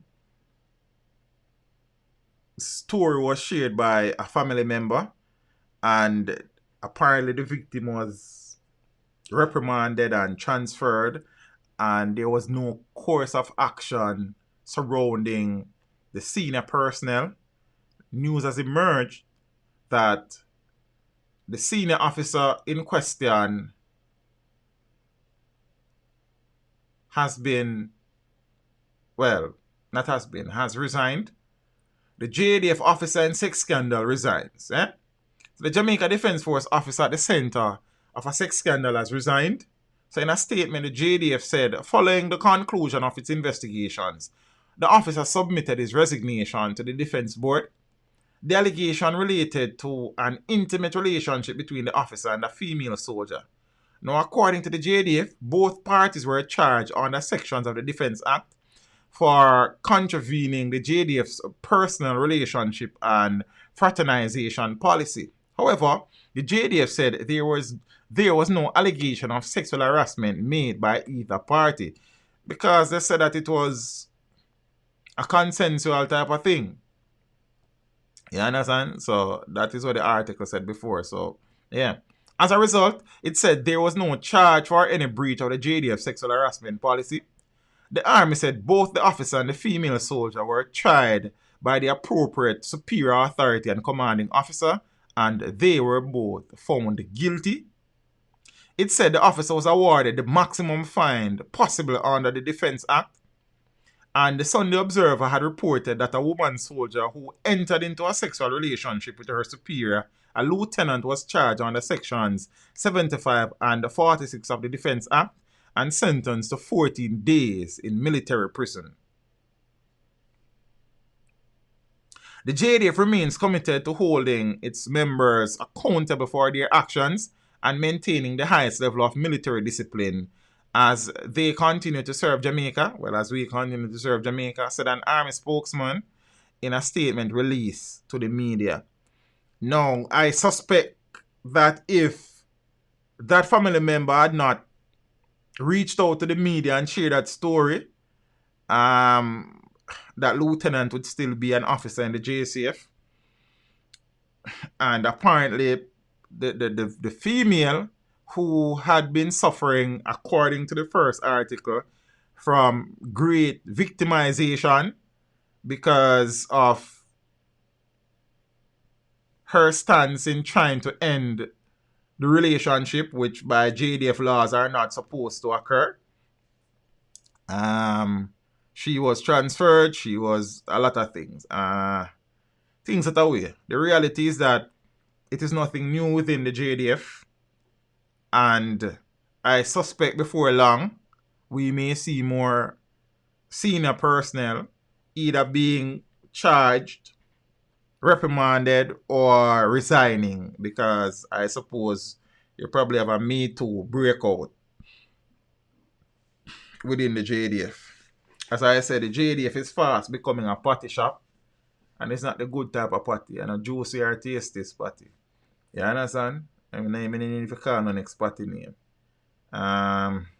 You can't done this, Tony. You know, done this, you know. You understand? So the female was sentenced to 14 days in military prison.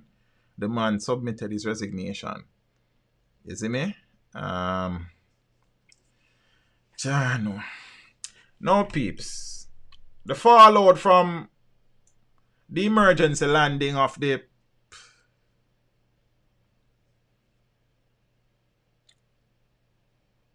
Cessna twin-engine aircraft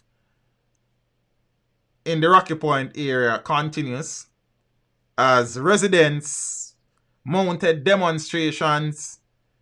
A member of the community was detained by the police, who they said, I suspect I think it was a crash landing, yeah, man, emergency landing, like something go wrong and them just ditch the plane.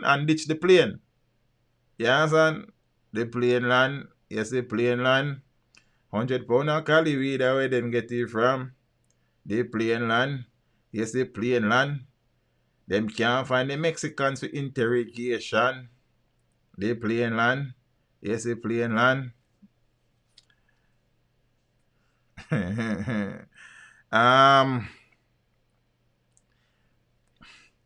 It was revealed by high-ranking members of the Jamaica Constabulary Force that the men who were in the plane were assisted by community members to vacate the site of landing, and they were put up overnight by members of the community who were paid handsomely. And as police scoured and military personnel scoured the area trying to locate the passengers, they moved to another community and so on and so forth. I see news clips because, as I say, I haven't been able to kind of monitor the thing as close as I wanted because I just been tired of just having interviews to conduct here, there, and everywhere. You understand? I said the interviews Monday, Wednesday, and Thursday of this week, which is generally the interview days, and Friday and Saturdays. You understand? If certain interview opportunities come up and me have to do it on a Tuesday, say when Jimmy Cliff come up on a Tuesday, then me not make that pass. So when Barry Saman come up on a Friday, then me couldn't make that pass. You understand? Say when Caperton come up on a Sunday, I couldn't make that part. Me not tell nobody say me interview Jimmy Cliff and Burris, and I am just saying, cause you go, yes, yeah, what you said? Calm down, relax. Settle your spirits. Calm, breathe. Me just a set. But those 3 days I don't do interviews. So Friday I'm a streaming day for one. Tuesday I'm a premiere day. So me like the home. And Sunday just Sunday, you understand? So me know people I said, me no, don't call me name. I never tell no say me, you understand? Me know how to stay and I know very well how to stay. But just say, but generally it is Monday, Wednesday, Thursday, Saturday, and if one big interview present itself and we have to take it them day there, we take it them day there. You know one thing going on, Tony? You know work I take care of itself and yeah, I mean, yeah, man. Hard work have its rewards. And as me say, thing a bill. Pan a hill. Yeah, son. Unstoppable, what you do with family? Give thanks. Thing alright. We give thanks. We're blessed. Know what I mean? Yeah, man, hard work. Nobody no kind, so. Alright, make we deal with Doug and Rocky Point. Because I think Doug and Rocky Point, Rocky. The police detain a brother apparently. The brother said police target him from long time. Police thief him money and all sort of something. One lady say a man innocent, say him afraid, so him not come out of the house at night time and then so I don't know. So who is so let me ask then. Is somebody from Maypen come take the man them off of a plane and somebody from Rocky Point? Eh? Is somebody from Buckner Farm, Zine or Palmer's Cross or Sanguinetti or Four Parts, Zine or Summerfield or Chapelton, take the people off of the plane and give them safe haven and somebody from Rocky Point. So then why the people them at Rocky Point are going like them just very innocent right true and true? When I say everybody culpably and are involved. But I mean it's obvious say you have people in the community were involved, and by the looks of it, it would appear that the gentleman that was detained by the police is very influential within the community. As a matter of fact, there are suggestions that these demonstrations were designed and orchestrated by people to show support, but you know what the thing go around here. You understand what I say? So without me saying what has been said, teach maybe some man kidnap the people them. And we saying people hiding. No man no kidnap nobody, brother. No man no kidnap no. DeAndre, no people come here, so no man no kidnap nobody. Them man them come off a plane in them jacket suit with them briefcase. Residents say man eat a food. And residents say, brother, man eat a food and put them up. And when the police them circle, they move to a neighboring community. No man not kidnap nobody, brother. So do everybody try that, DeAndre. You understand what I mean? So that don't make no sense about this, right? You know? The man them help the man them. That's the reality. You understand? Kidnap what? You see? So the residents them are going like, you know, them don't know nothing and everybody around there innocent and nobody know if I involved in this. Then you see that apart and this is it. And I'm not even waste my time and go back into this because I would have spoken at length about this on Sunday night or Friday night gone. The thing is that many of us are short-term thinkers. You understand? DeAndre, man, more friends with the laughing to ya, man. But man, kidnap your man there. See? We are so short-sighted. See? And we pretend as if we don't understand that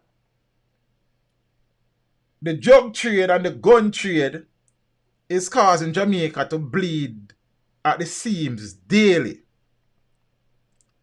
And mark you, they said the plane was empty. We don't know. Because we didn't even know the man them come off of the plane. That's the first thing. Zin, my instincts are telling me that they came to collect something. But the reality is that the guns for drug trade has been responsible for hundreds of lives being lost in this country down the years. The reality is that them same people who have assistance to them man here, they may lose a family member or lose them own life because of them same man in the future. Because them now going to stop. If them reach back where them go, you feel like say the drug trade are going to stop. So we have put up some man and a shield some man and a shelter some man and a cover some man because we can't eat a food. But in the long run, it'll come back and bite we. Or bite somebody for you. And then now the police are try to do them job and the same residents now a cry foul. No, DeAndre, man, them not, nobody not kidnap him man, them, man. Him and them free, single and disengage. You understand? And I mingle. So, it's like, the only thing we're concerned with are the short term. You understand? When I look on the long term thing. You understand? You know how much people dead about it because of that drug trade something here, family. So, don't Rocky Point people, them a Rocky Point a place where we go, you know. You understand? Zane, so, and I like say, I like me not go back down there, but the people them down there need to do the right thing. You understand? My opinion, members of the security forces had prior knowledge. Well, I can't speak to that because I don't have that information. You understand? So, I don't know. Anything is possible, but I can't speak to that, Sir Herbert. You know what I mean? And you know the thing about it. You know, say, if a man them are the Jamaica, you see? If a man them are the Jamaican, if people them don't occupy and push them out long time, you know. Me just want to stop and think about it. Yeah, man, me go Rocky, man. Me go all about place, man. With their places. Yeah, man, we go Rocky, we go Settlement, we go Portland Cottage, we go all about Lionel Town, all them side, the Salt River, the whole works. They have our place. You understand? Yeah, man. Yeah. Right now, I have one virgin from around a Settlement. See? And I Rasta Linky. I go down there one time and because I've been try to collect some clips for the whole burning coal process, you know, and somebody tell me something about a bill of coal skill and I go link him. You understand? And when I go link him, he done like the coal skill already, but me didn't want to catch it from them a pocket. You understand? And a dirt, and a grass it and a dirt it, but me never catch it. You understand? But I'm a G. Is in and When me I left, me give man a grand. Yeah, but you know, I do that a lot, you know. I do it, and when me give man a grand, the man run up and down tree bushy, we happy, man. You understand? Every day the man call me after that for about 1 month. You understand? The man tell me when he want cut down tree again for pack cold skill, when he go lie, but me just couldn't reach back. I'm a bridging. You understand? Yeah, man. Me say every day the man call me and say big up yourself, teacher. Jaja. Yo, boy. Yeah, boy. So them are gonna remove the plane after the investigation. Me not think I couldn't tell you what them are gonna do the plane in the JA. You understand? Me just know so the plane land. You see me? Yeah, me tell us say man happy man. Saying like I greatest thing could happen to him that I did it. You see me? I say the Kirby said next time you see me give you a grad. Nah man, you're rich Kirby man. Yeah, we give people who need a grad man. Yeah, that's what I say. And thing. And I mean he was very polite and accommodating and thing. I mean just I say buy yourself a drink, me general. You see me, man happy man. Me say for at least a month, a man call me every single day. Jaja. The people them not Rocky Point, them will behave Rocky still. You understand? And I kind of see them behavior before. This type of behavior before in relation to certain type of individuals. And I not accuse no man of being anything, you know. It would just suggest that this man is very influential in the community.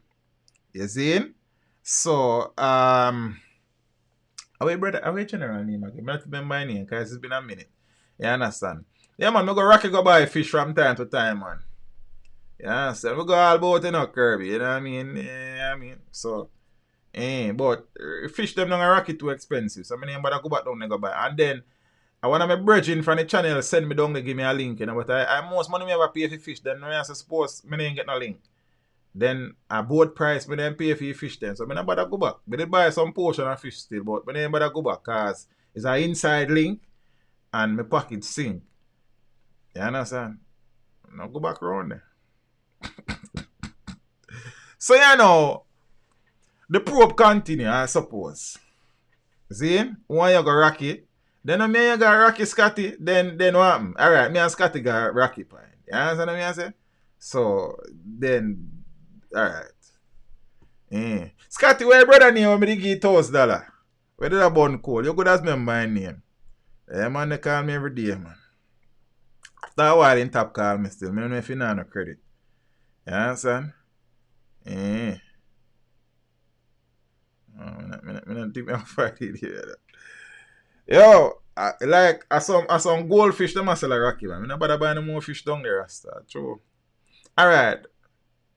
I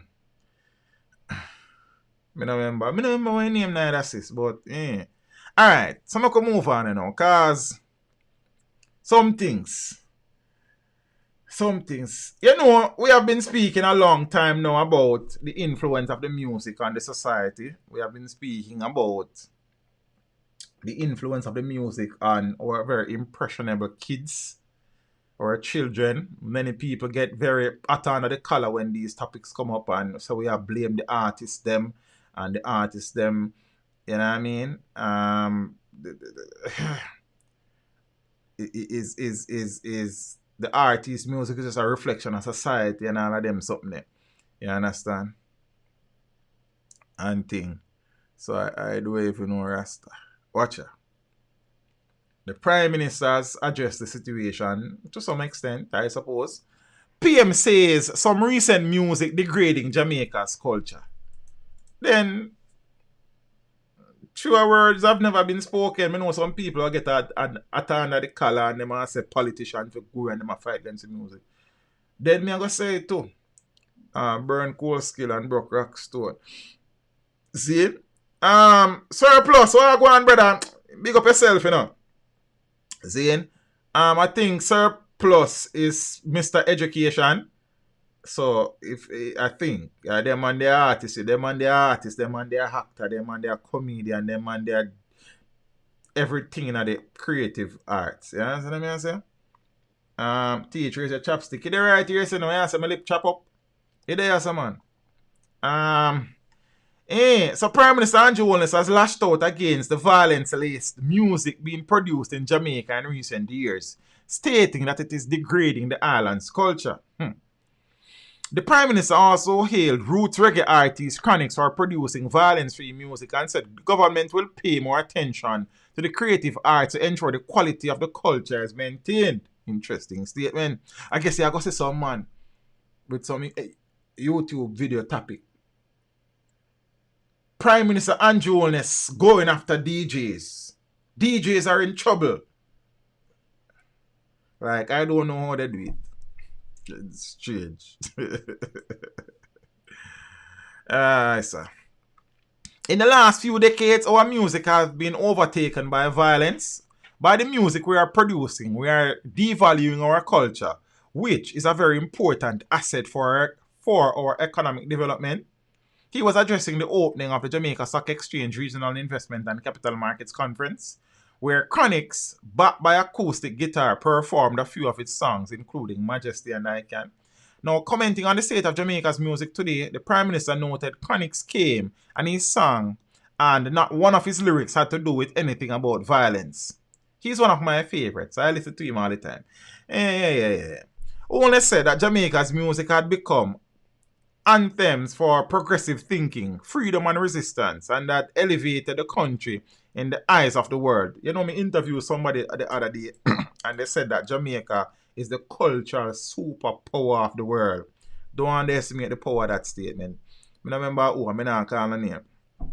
However, he said serious work needs to be done in our creative industry so that we can produce works of art that are edifying and uplifting to the society. Like, Mr. won't tell you now. The Prime Minister said the government would pay attention to Jamaica's cultural product, even as it focused on the country's digital infrastructure, laws and training in the effort to make Jamaica the Silicon Valley of the Caribbean. You understand? Them things there. It's strange. As I say, like, on any given day, 5 to 10 aspiring artists will inbox me or email me or WhatsApp me. So them, you know, them a try a thing in the business and you understand, them a look at strength and them have a song at the biggest song I road and how much money for do a review. And them watch the channel every day and them love it work and them want. Then me I say, brother, if you watch the channel every day, then you know me not do reviews. You understand? If you watch the channel every day, you know me not upload music video, then which channel you watch is that mine.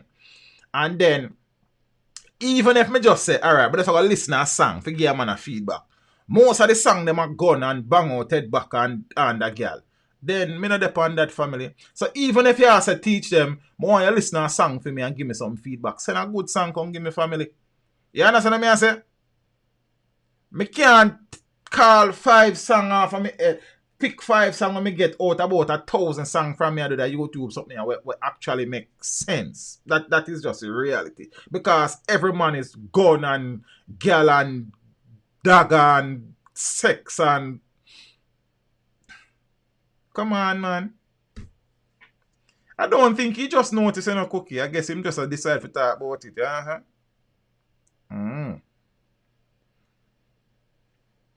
At least, man. See? Send one good song, come give me.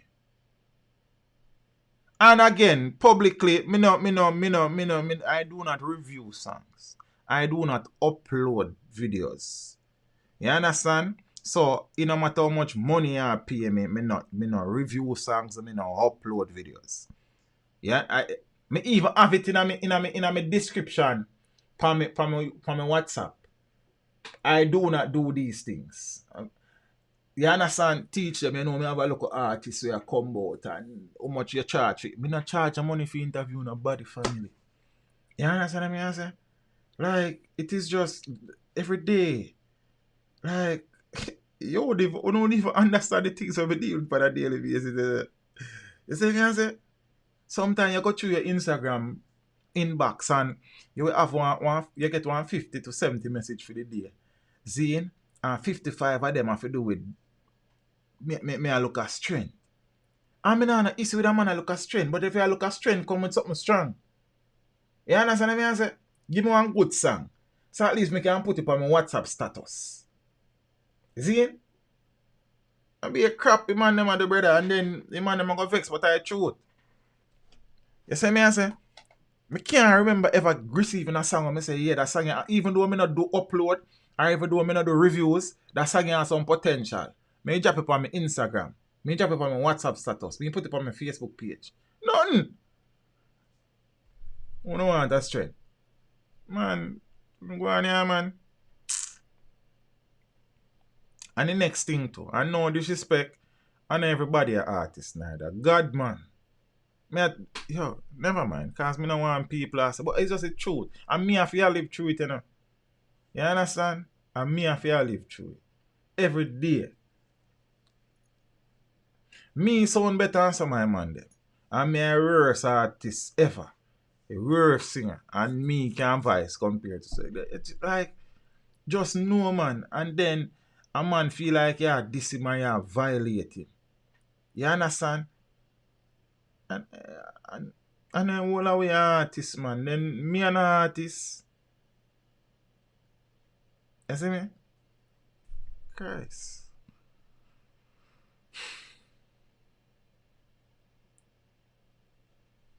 You have more artists than people at Jamaica. I don't even know.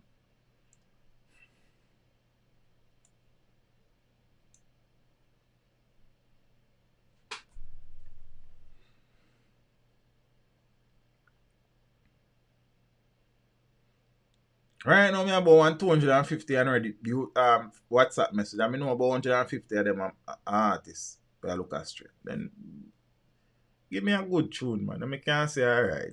The tune, yeah, I mean, I can't meds it. People don't listen to this. You know.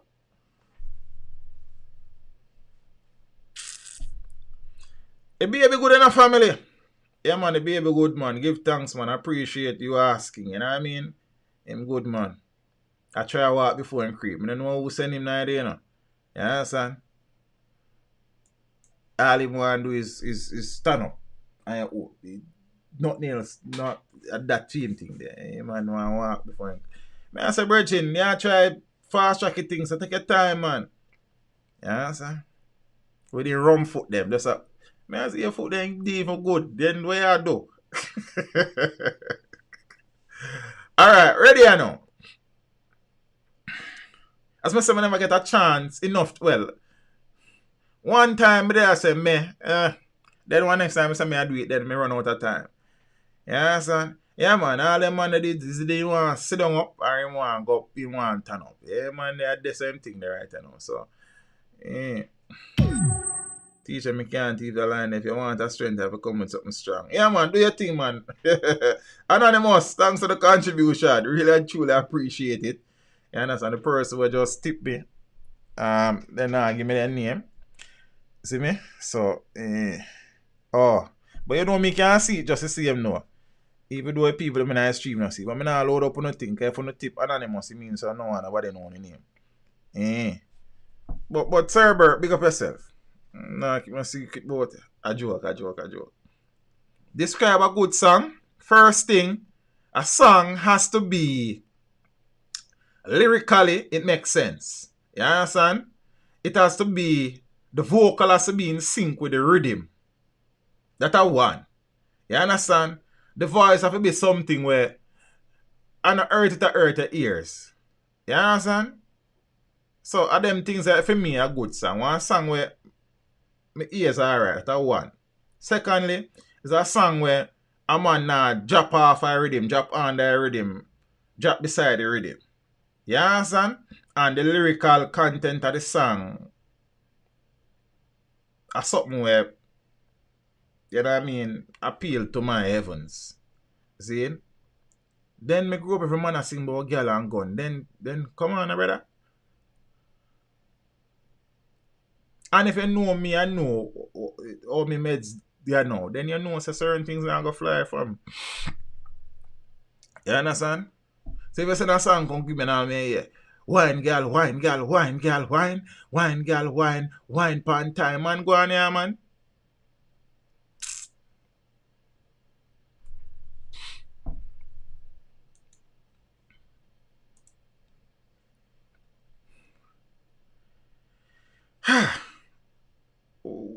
Many people, I guess, would have seen this coming. Many people would have formulated their own opinion and conclusions already as it relates to Dante Brooks. Dante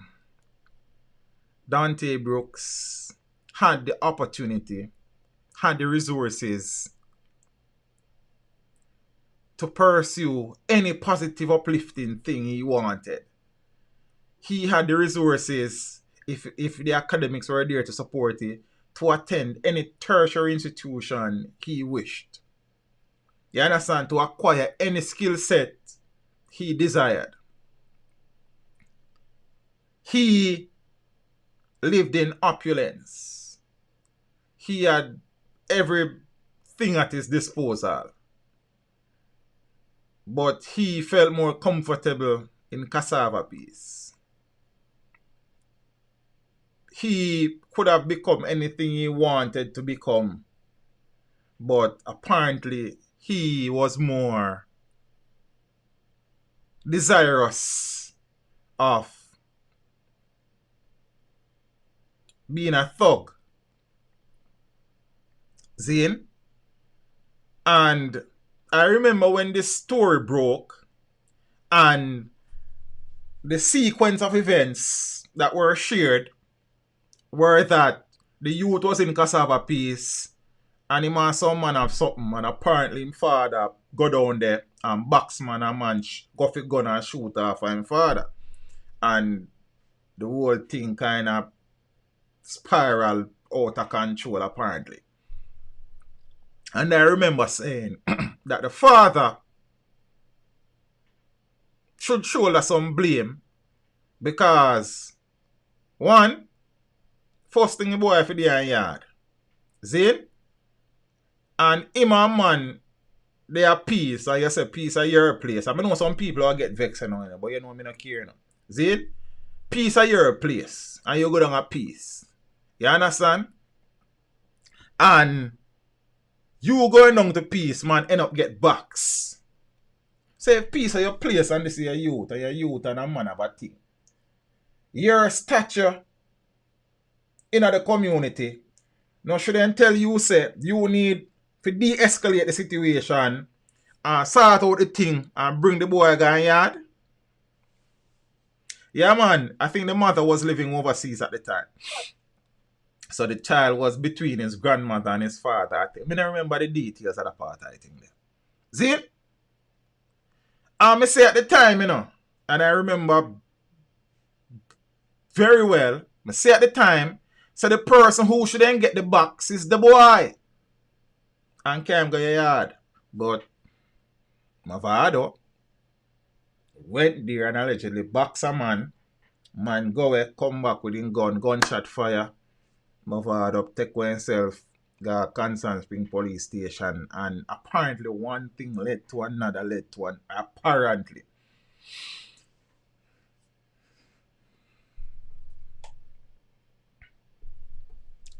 If and again, I know I am saying these things and some people take it. No, I am not saying it is my father's fault, you know, sister. I could have never tell her that. Me just say, if the situation was handled differently by the singer at the time, then we may not have been having this discussion. I'm going to say that again. If the situation in its genesis was handled differently by the singer, then we may not have been having this conversation.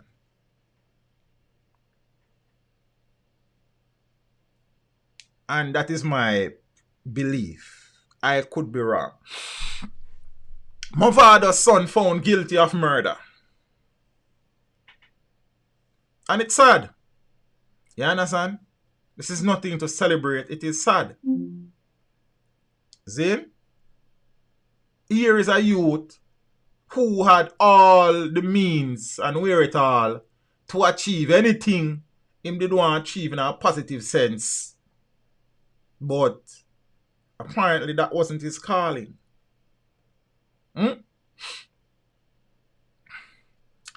Dante Brooks, the teenage son of Jamaican international entertainer Mavado, has been convicted of murder. Brooks, 18, was also found guilty of illegal possession of firearm and arson in the Home Circuit Court in downtown Kingston. His co-accused, Andre Hines, was also found guilty. The two were arrested and charged in connection with the home invasion, killing of Lorenzo Thomas in the St. Andrew community of Cassava Peace on the 5th of June 2018. Prosecutors led evidence that Brooks and Hines were among 5 men who entered the house and shot Thomas before pushing his father into another room. Thomas's killers attempted to sever his head, but aborted that plan because the machete was too dull. They then poured gasoline on the house and body before setting them on fire. Prosecutors relied on the eyewitness testimony of Thomas's father, who indicated that he knew his son's killers from the community. Brooks and Hines have been remanded into custody and are to be sentenced on March the 10th.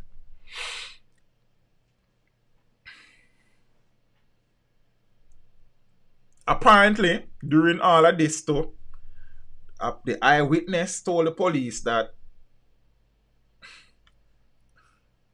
somebody said, remember the boss was on the head. So apparently them did try to cut off the youth head for the boss. Who is the boss? Teach them has no idea. You understand? And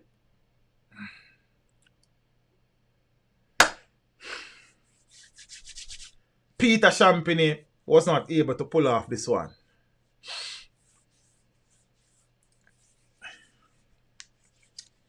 His father left the island shortly after the whole development. He was listed as a person of interest, not necessarily in relation to this situation, but in relation to a flare-up of violence in the Cassava Peace community. That is what the police said at the time. He has not returned to the island since. Sentencing will be in March, and the defense team, led by one Peter Champagny, has indicated publicly that they will be appealing the conviction. So apparently, because the youth dead enough, so there's no two ways about that. The youth died. And apparently the father was pushed into a room, and while whatever was taking place, he was hearing.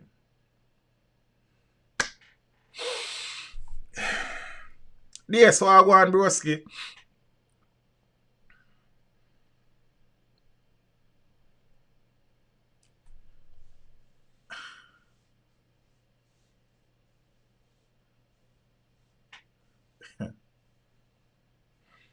This is another situation of a child, a privileged child, throwing away the privileges available. You understand? My daddy have big house per hill. I look over Cuba like. And I see South America and them places. You understand? Everything there me have. And a cassava piece me love. Joke thing. And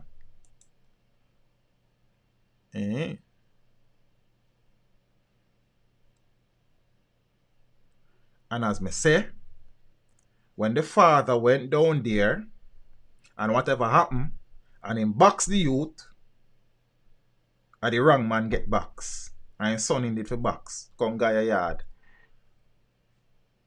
Argument done. But who know they are saying? Because apparently that situation escalated in the death of Cholops. That was the nickname of the brother. You understand? What if me I tell boy if you turn in a yard from when? And me get called so you don't have a problem. Oh. When me Him reach up a yard before me. And I drive and him a walk. That me I tell him to. When me wet him. Days and years a rig man. We only have this. But because we big bad and mighty, we can't box anybody. Now man now take no box again, brother. It don't matter who you be. You understand? And then apparently one thing lead to a next, and what they hear so. Guilty for murder. Then me can have my yard and me tell boy if it under my yard. And boy there cassava piece I get problem. And me go down there. And the next man me box. When me say him reach up on the hill before me and I drive and him a walk.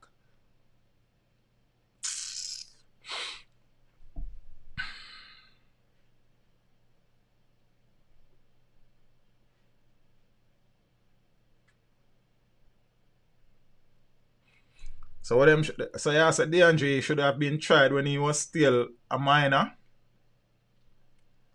I guess that's one way of looking at it still.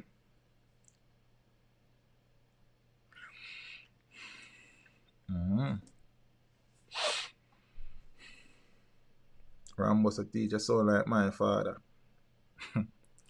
Brother, why? Funny get go, me say a man vexed to still, but you know people up in them feelings and anything. I have nothing personal against the kid. I have nothing personal against the singer. You understand? I just think that if the situation was handled differently by the singer in the first place, we would not have been here. That is just my view. You understand? I could be wrong. I don't know. Yeah. No. Yeah, man, I know it happened when he was a minor. I get that. See? And I don't know why the trial never get underway before. But, yeah. My father couldn't box him. Unless enough of me pitney. I mean, I say, him just if you go down and go beat him up in our boxing, and I just say, if anybody did forget box that day, it shouldn't be him. Him have him hard up the way you done yourself make trouble. Oh, you're in a trouble done yourself, brother, and you're not for done yourself. Let me just say the wrong man get it that day there. You understand? And the singer nearly lose him life because he have to take away himself, run go up a Constant Spring police station. You understand? Because gunshot did a beat off of him too. So, him couldn't dead the head there too.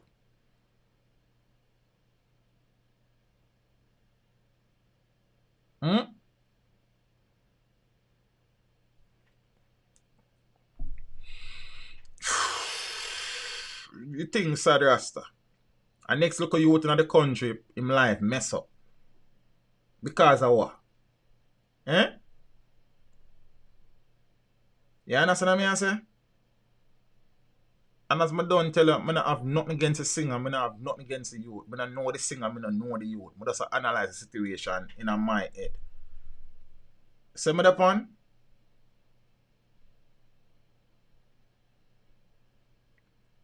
See him? He's a youth with trouble fella. You understand? The same youth was stabbed up, attacked and stabbed somewhere along. I think a Limelight one of them time. See him? I don't know if I him same one did get shot before too. So I don't know, Rasta. Like, keep the youth at your foot, man. See? Lead him in a positive way, man. See? So I don't know. Hunter, as I said, I think his mother was living overseas at the time. I don't know what the situation is now. I'm almost sure I did a video, I did a stream speaking about that. I think his grandmother was supervising him at one time. I think he was also by his dad sometime. I don't know. I know his father never really live in Jamaica like that either. So I think he was left with his grandmother And his mother was overseas and his father spent a lot of time overseas. So I want to see that look at dynamics there too. I want to see that look at something there too. One look at live way. So let's see what the sentencing will be like. I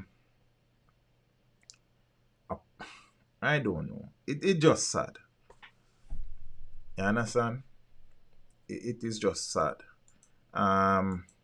His dad never see it fit for return for the trial. Only him can decide why he made that decision. He has not returned to the island since 2018.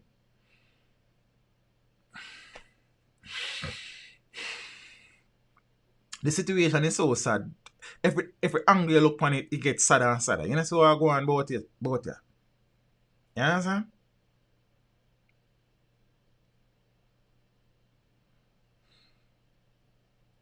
And I suspect that if ever my father returns to the island, he will be arrested by the police. Seeing that he is still a person of interest, I don't know if that has been lifted. You see me? So, I don't know. My father can't go back. Why him can't go back? Yeah, the vibes. The police wanted to speak to him in relation to issues in Cassava Peace. Then, if you know you're not involved in issues, you know, come talk to the police and go support your son. That if I was his father, that is what I would have done. You understand? If it was my son and it reached there, so that is what I would have done. So I don't know. I just say.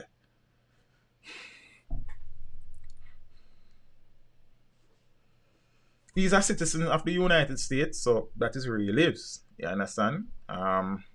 Interestingly, you would have built a mansion on the hill as he sings so often about, and you can't enjoy the mansion on the hill. Why?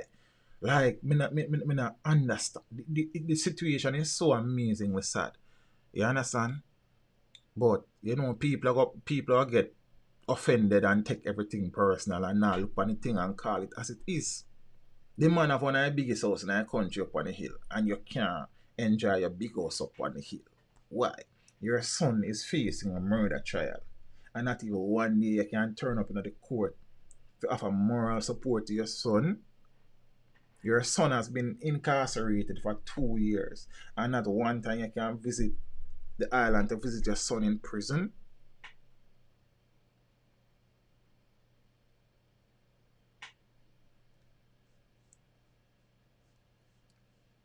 So posting on Instagram say, "Me love my son."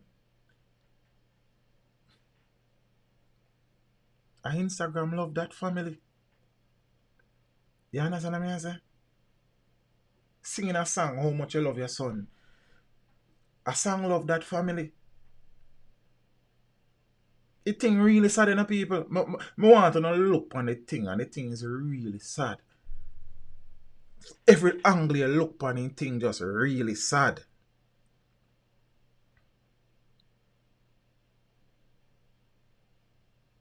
Yeah, man, he's a citizen, man.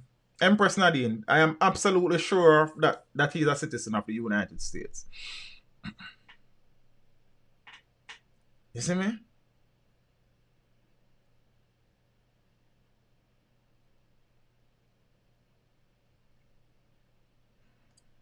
Imagine, well, I don't know. It's just sad all the way around. Is the only son him have? No, man, I don't think so. He have other children, man. I think him have other son. I think him have another son. I know him have a daughter, but I think him have another son. I don't think it's his only son. You see me? And me I say if the singer knows him not involved in nothing, then the police want many people as person of interest many times. Question them and then gone at them yard. You understand what me I say? Your son has been incarcerated for the better part of 2 years. Over 2 years. Stand trial and not even one time. Me just can't see through that. You understand? And on social media professing with love for a child and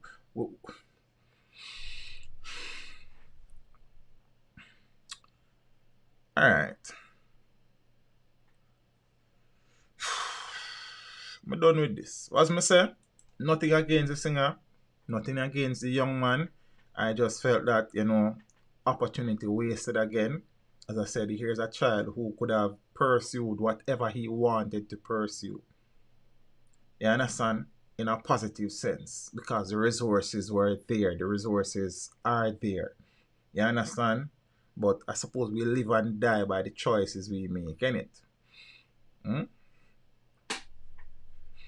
And then the world, as I say, his father spent most of his time overseas. His mother was living overseas. He was being cared for by his grandmother. I mean, a teenager who wishes to be deviant, what can a grandmother do? Then there are so many lessons to be learned here, You understand? But some people, their emotions will cloud it and they might get irate and teach them a fight. Fight with shorty. So if you find my father, me a DJ.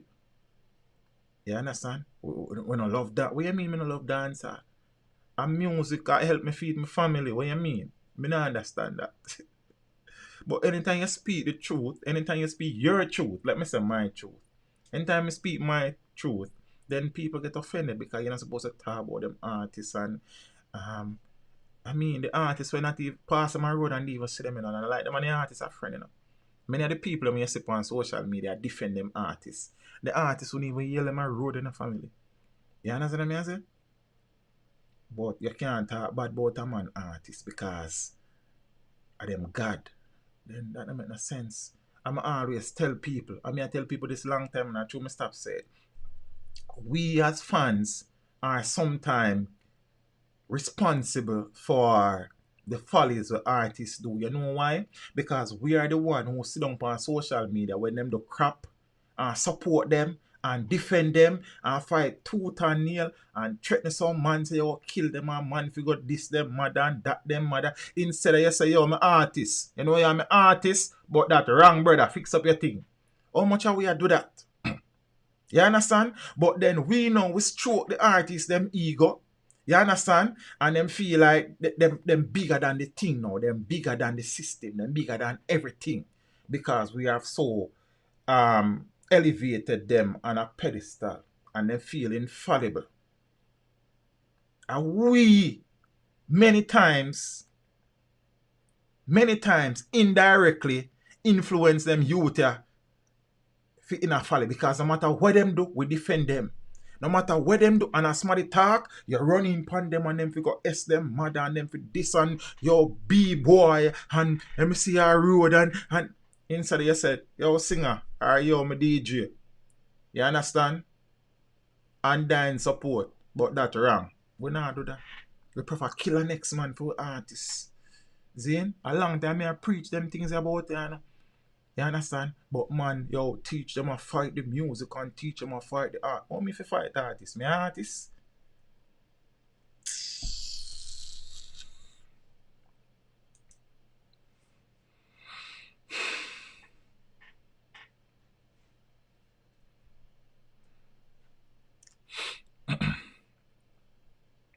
Late last year, O'Keefe Aaron's more popularly called Jim Laden, and Leroy Russell, more popularly known as Tommy Lee Sparta, ran afoul of the law after they were held with illegal guns respectively. And you would assume that other people out there, regular citizens and artists alike, would see this and I say, what? You know, if me have a illegal gun, me need to get rid of it. Artists should understand that they are being seen as violence producers in some instances and troublemakers in others. So it means that police them are going to keep an eye on them. We see now we are another dancehall artist that's found himself upon the gun train. You understand?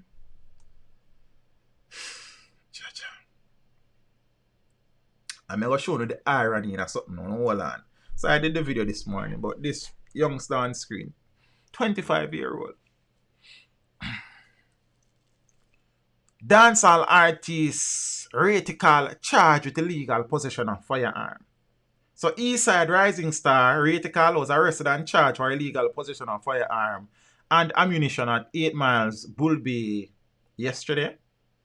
So the artist whose real name is Rowan McFarlane reportedly spent the night in a jail cell at the Bull Bay police station, and checks with his management team confirmed that the DJ was in custody, but they were tight-lipped with the details. So we already have a lawyer in place to deal with the situation, a representative from Eastside Records said.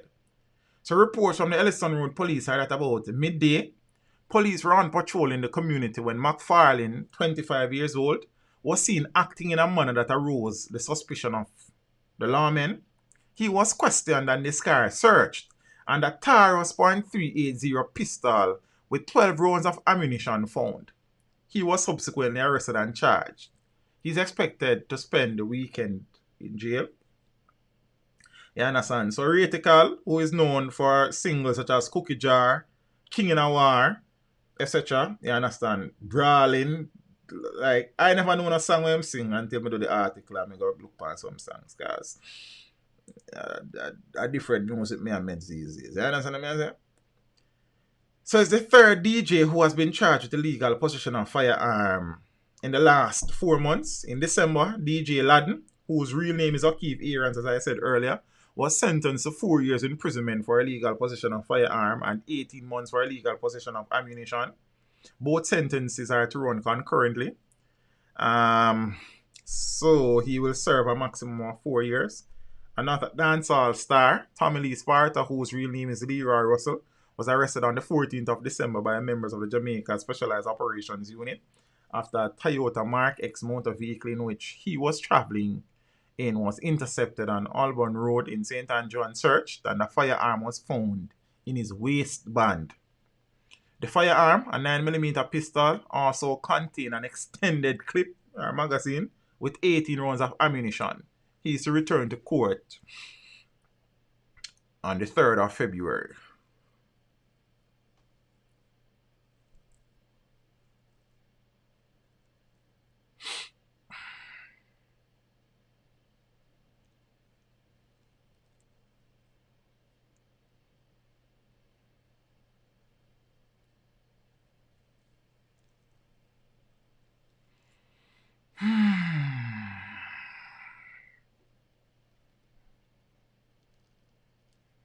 Here we go again, eh? Another damn dancehall, another artist, another gun, as I said in the intro of the video, eh? Cause a star say I don't believe that. Alright, my G, big up yourself. Well, I guess his lawyer will have his day in court on them, so we'll see. I am working with the information that was released by the Jamaica Constabulary Force. It's not a belief thing for me. Just working with the information available. And what I believe, though, since as we're on the topic of belief, is that the entertainers are not learning. Yeah? Teach a long time, I tell Tommy Lee to fix up him thing, but him not learn. The entertainers are not learning. Yeah? And we go again to hear the chorus of the system of fight the youth. I don't know that the system places a gun in Tommy Lee waistband. I don't know the system threw a gun through Ladden's Ben's roof. I don't know that the system places a gun if the allegations are true in Rytikal's vehicle.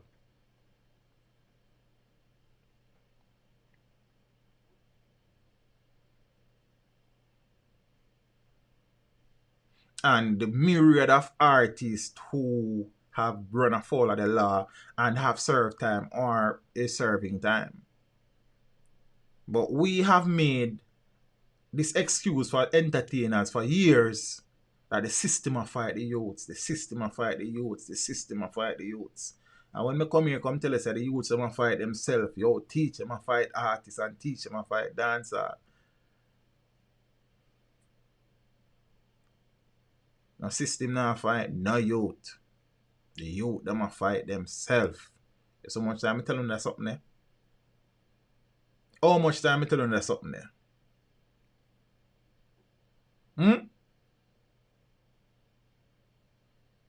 We always a find an excuse because our artists. We always have an excuse. And the excuse is a system.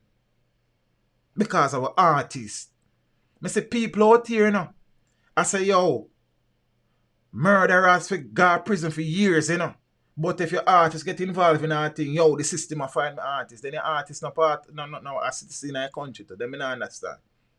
Eh? You have people out here will kill a next man for them artists than for say, yo, my artist wrong, you know, brother. We have made too many excuses for these people who ball say them born in poverty and them a look a way out, and the moment them start to find a way out, them start the crap. And I not convict the youth. I not say the youth guilty. The information is that he was found with a gun, so we are speak about the information that exists. And if the allegations are true, then here is another situation where the perfect example that entertainers in Jamaica feel like them big on the system and the system a fight them.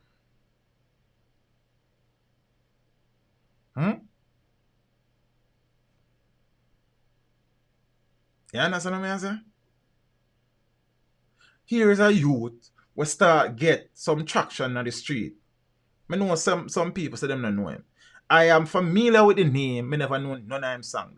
Because in all honesty, I don't know that he has done a song where I might hear a little piece of me and say, oh yeah, that song ain't sound bad, I go search it and listen to it. You understand? A guns, a mostly gun thing. You understand? I mean, I have no time for that. The amount of gun song we Killer sing back in the days, I don't want no more gun song. Right now, I sit down and I say, Bomba teach. Then, I all of them gun song we Killer sing, you sit down and know, brother, they know what you do that for. You understand?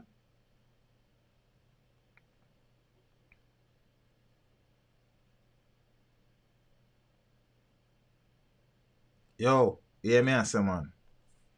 Hear me I say. Me no know what I'm to do, but I me do a poem, you know. A poem me do me say some man boss them start by a gun. You know so I go out. Teach them what is the FLA process. I don't know what is the FLA process, my friend. That information is on the FLA's website, I suspect.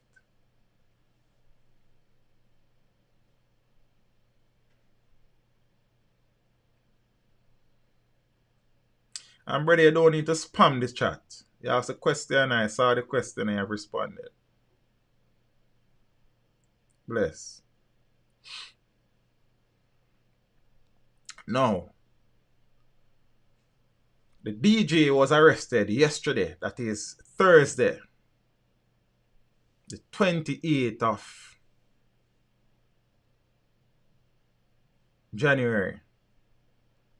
2 days before that, 2 days, the 26th, the same young man was in an article published by the Jamaica Observer where he was decrying the violence plaguing this country. DJ Rytikal cries for peace. Emerging DJ Rytikal believes that the savagery demonstrated during a recent spike in murders represents a new low. I feel away with some of the things I hear more time. Homeless people are get chopped up. Old people are get shot. The savagery of the violence really turn up. It's like it'll get worse, brother. It's a new low the man them there. It's a new low the man them a carry it to. Rytikal, whose real name is Ryan McFarlane, said. Rytikal, who is signed to the Eastside Record Camp, believes that the financial pressure caused by the novel coronavirus pandemic is partly to blame. I blame the pandemic for this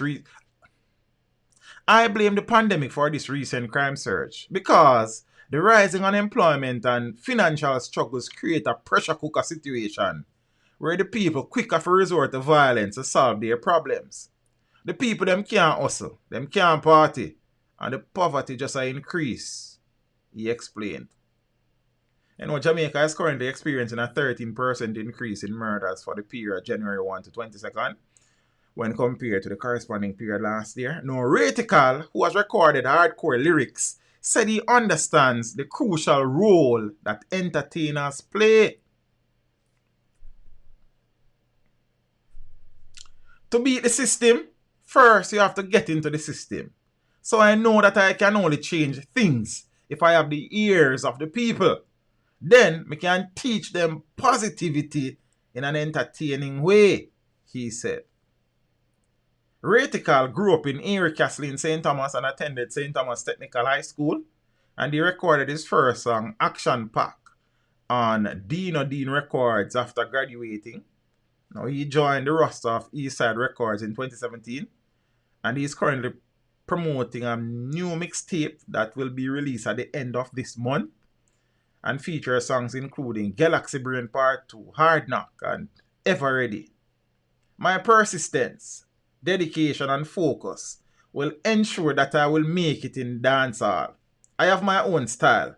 I don't use everyday words, and I have a way to say the same things in a different way. 2021 is going to be my breakout year, he said. Rytikal, I'm never sure pronunciation still, you understand? We kind of figure something kind of misses still, but alright, give thanks.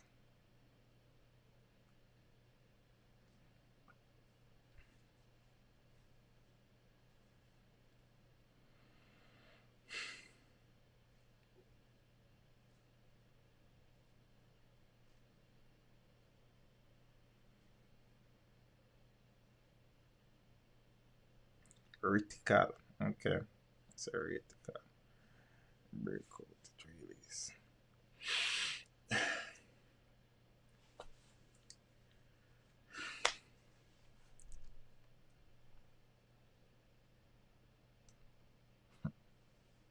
Teacher realized that most artists that cry for peace are the ones who sing the most gun song. Him not saying all that for beat the system, you have to get into it. And to get into it, you have to have the ears of the fans. So I guess him say the fans them want gun music, so man give them until him can change it to positivity. That is what he said in the article, you know. Well, my words. Teach them and money make the youth them act this way because I hype on them one another so that they get scared of each other because of their profile. Turn the gun for back it up.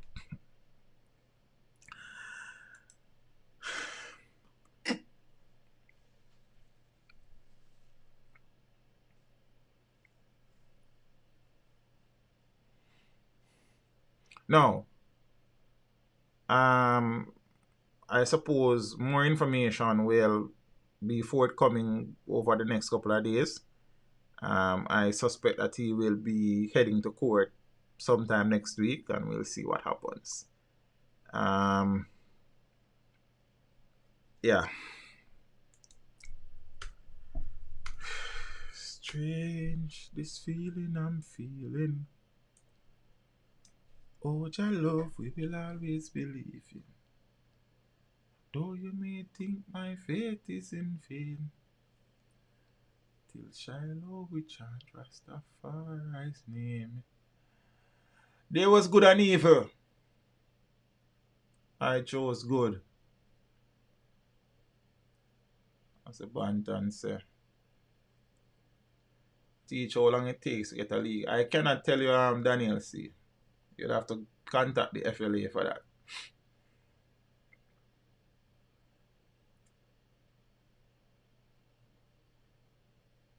I know there's a process as to how the process works and how long it takes. I cannot speak to that. But on screen is head of the FLA, Shane Dalling. Yeah. Babylon and listen from Evil go ask what the FLA to process applications online. The Firearm Licensing Authority, FLA, says it will now be accepting all applications and appeals online. The agency said the move was made possible by a newly upgraded technological infrastructure. So during a visit to the FLA's Kingston offices yesterday, Minister of National Security Dr. Horace Chang said the agency has brought its entire management and supporting infrastructure to a high level and commended them for being well organized. They have automated everything, including calls to client, that takes them through the application process. The agency is moving in the right direction to create the kind of modern face we require for the entire security system in Jamaica, Minister Chang said.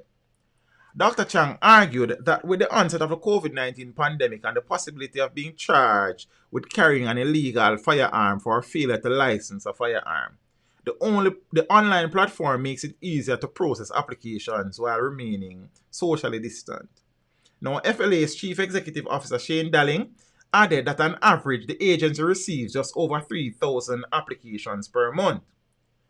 So the persons who have been asking about the process, once the applications comes in, we have a turnaround time of 6 months to a year to complete the process.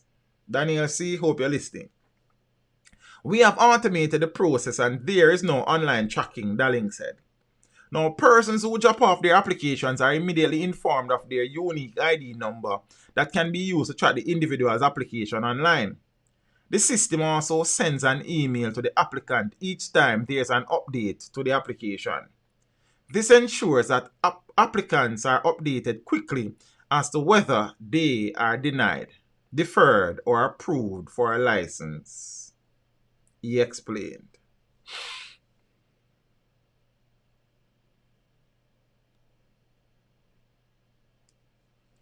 Junior Boucher. Okay, I guess that message you just probably bury under the million of messages them, you see me? Anti. So that is some information. I mean, for the people who have been asking me about the FLA, the information about the FLA is on the FLA's website, yeah? So that is as much as I can speak to that. So apparently they are now improving their technological build out and infrastructure, and as such, yeah,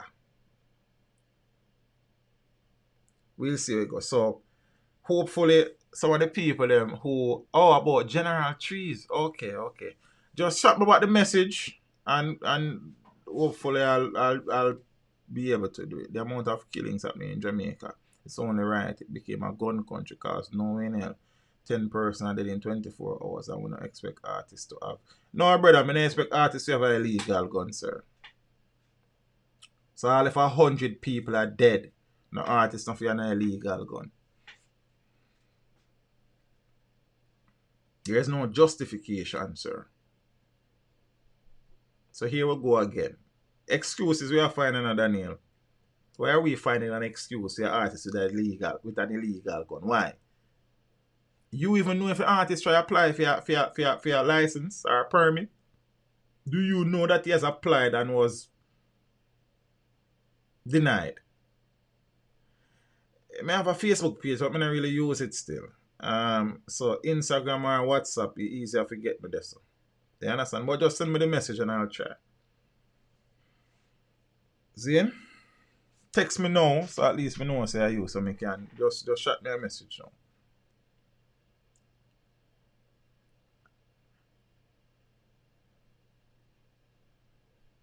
Why we try for not just artists? Like, well, you made mention to artists, so that me I say. And I don't know that all citizens of the country should have a weapon either. That is the next thing too. But that's just my view upon the thing. You understand? I understand that some more people have it, but Yeah. Yeah.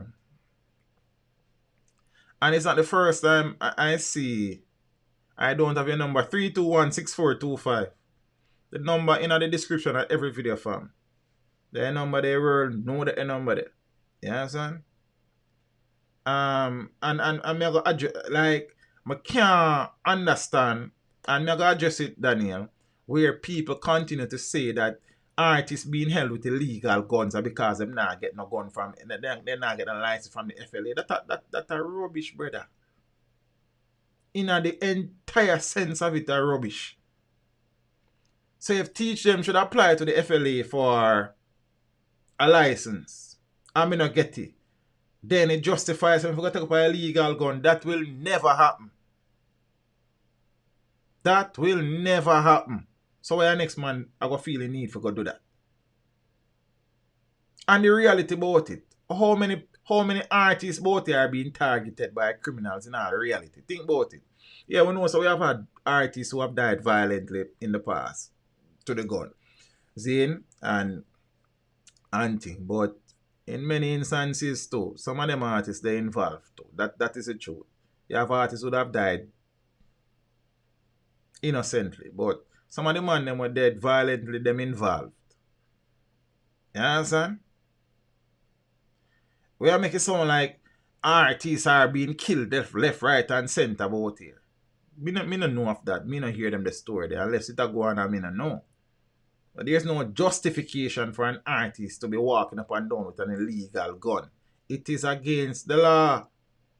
And the law is the law. There's no justification for teach them to be walking up and down with an illegal gun.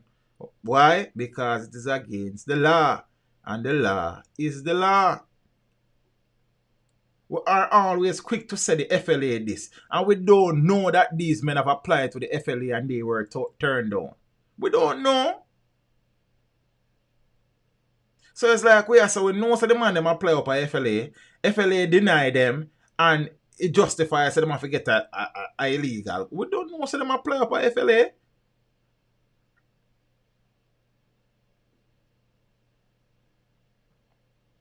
And you know what is so funny about this without me saying much? Never mind. Because next thing, we're not too load up no man thing. But that statement, those statements, them kind of irk me upon a level. You understand? There's no justification you can give me for that. No, a part of the bigger problem may affect the country, you see?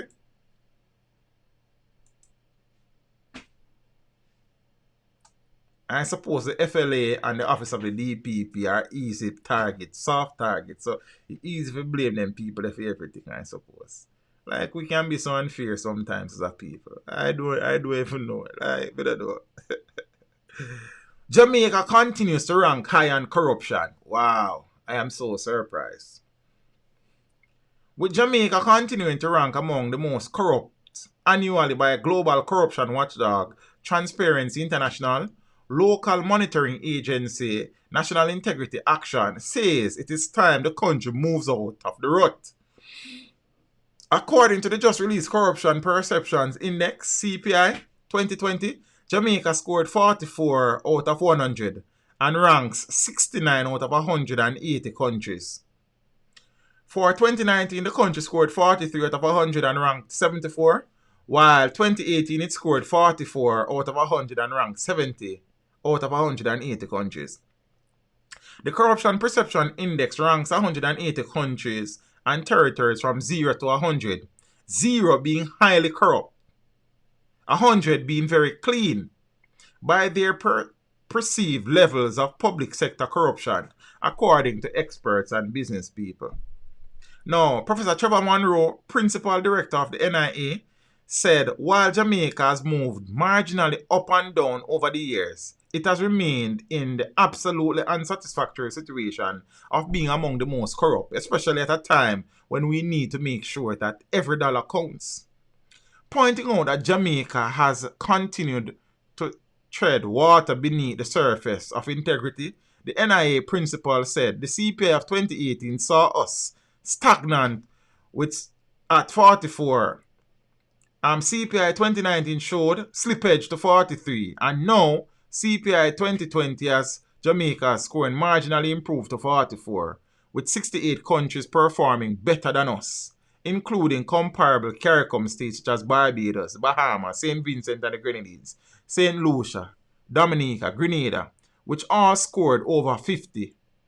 Indeed, in the Caribbean, only Trinidad and Tobago and Guyana and Haiti score less than we do.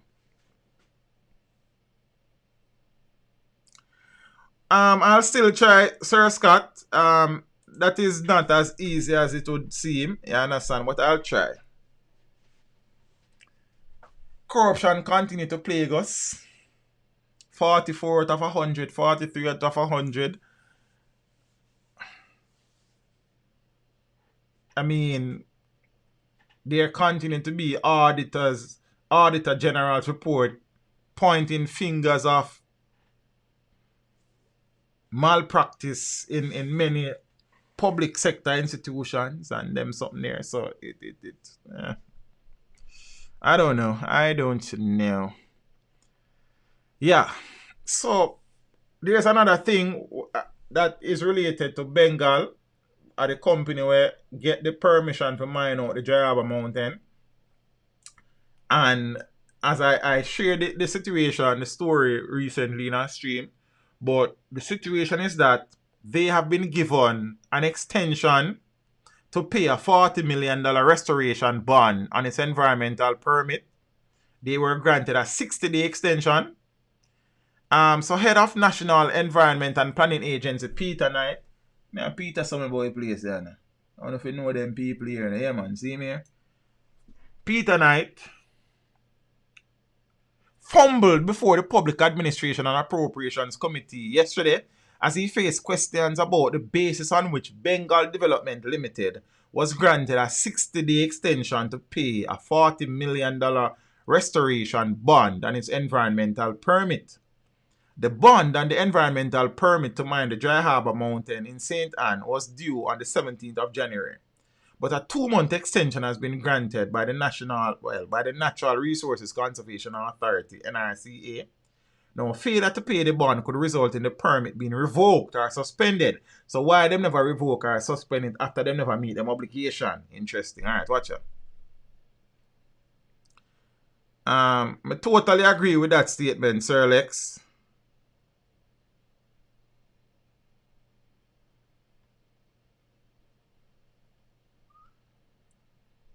Damien anyway, I don't know. For me, Damien has to look like some criminal still, but everybody have to look like somebody, I don't know.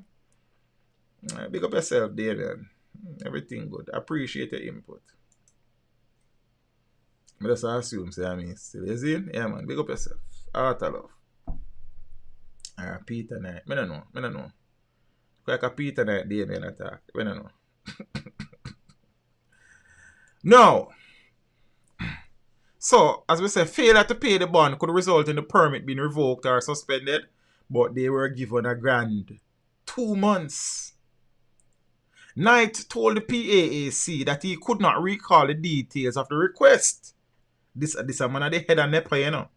But that the agreement which Bengal may have made could have been related to the processes by which NEPA does not have jurisdiction, such as mining licenses. I don't recall what was said, but it was considered, and the 60 days was granted. Wow. Blessings, Sir Henry, man. Give thanks.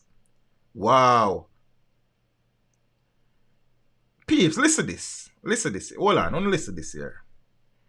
Knight told the PAAC that he could not recall the details of the request, but that the agreement which Bengal may have made could have been related to the processes for which NEPA does not have jurisdiction, such as mining licenses. Fine, me get that. Listen to that statement here. I don't recall what was said, but it was considered, and the 60 days was granted, said Knight. He said he had been party to the decision to grant the extension. So if you were a party to the decision to grant the extension, Zane, oh, you know, recall what was said. Then Mr. Knight take with a fool a day. You know see? Alright, watch out. The answer did not satisfy the committee's chairman, Michael Phillips, who argued that any answer from Knight would not impact the court case. I am just asking in the public interest at this point in time. I don't see how this will affect the matter in court. For you to be able to say why is it? The NRC has gone ahead and granted the extension to a bond that should have been paid on the 17th of January. All we are asking is on what basis has the extension been granted. But Knight insisted he had appeared before the PAAC prepared to answer the question. I would have pulled the file. I would have brought correspondence and decisions with us. I did not know that matter would have come up. What do you mean? What I can tell you is that there was a request for an extension in the payment of the bond. The matter was considered. The days that were requested were not supported. It was reduced to 60 days, said Knight. Now, Permanent Secretary in the Ministry of Economic Growth and Job Creation, Audrey Sewell, underscored that the matter was sub judice and said she would consult with the Attorney General's chamber to determine if the committee could be provided with answers regarding the extension. Because remember, Bengal and the government is in front of the courts, you know. We are not skirting around anything, Chairman. Really? I have always tried to be open and to be transparent. Tried. I thought you would just be. If a matter is before the court and we are advised by the AG chambers how to approach it, if we are asked additional questions, I would be willing to send information immediately if I am advised that it is okay. The government is being sued by residents and other parties in a claim filed in the Supreme Court in December, seeking to block Bengal Developments Limited from mining the Port of Buena or Dry Harbour Mountains in Discovery Bay. The defendants in the case are the NRCA and the Attorney General and Bengal Development Limited. Now, under the terms of the agreement between the government and Bengal, the company is to pay a $40 million bond, which is to be held by the NRCA as a surety against environmental damage and to restore resources that are impacted by the mining of bauxite and other minerals on the North Coast lands, as proposed by the company. Now, if Bengal receives a mining license from the government, this will allow it to mine the land for some 20 years.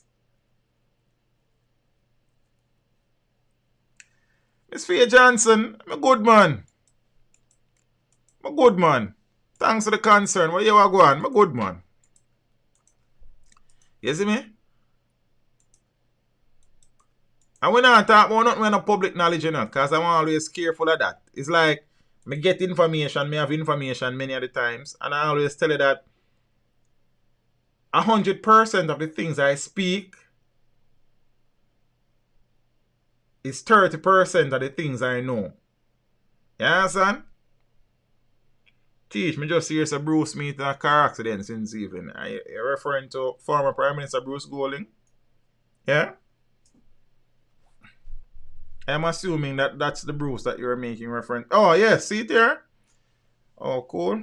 Well, not cool, but the information. Former Prime Minister Bruce Golding is home and resting following a motor vehicle collision. Neither former PM Golding nor the occupant of the other vehicle appeared injured. So, statement from Kingston, 29th of January 2021. Senator Shireen Golding Campbell, daughter of former Prime Minister Bruce Golding, issued the following statement this evening. Former Prime Minister Bruce Golding was involved in a motor vehicle accident today in Old Harbour, St. Catherine. Thankfully, neither he nor the occupants of the other vehicle involved to be injured. He is home resting and sends his appreciation for the expressions of concerns. Okay. Blessings, surgery. Appreciated. No, you see why Jamaica's rating on the CPI, the Corruption Perception Index, remains in the 40s? Things like them something here. You understand? Things like them something here. Things like Petrojam and Nessa. Things like NetServe and Carousel. Things like CMU and the Ministry of National Education.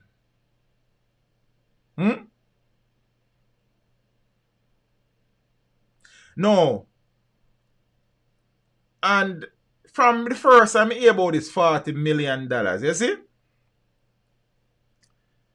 I have drawn the conclusion, say, based on the area of land that they intend to mine, $40 million cannot restore that area.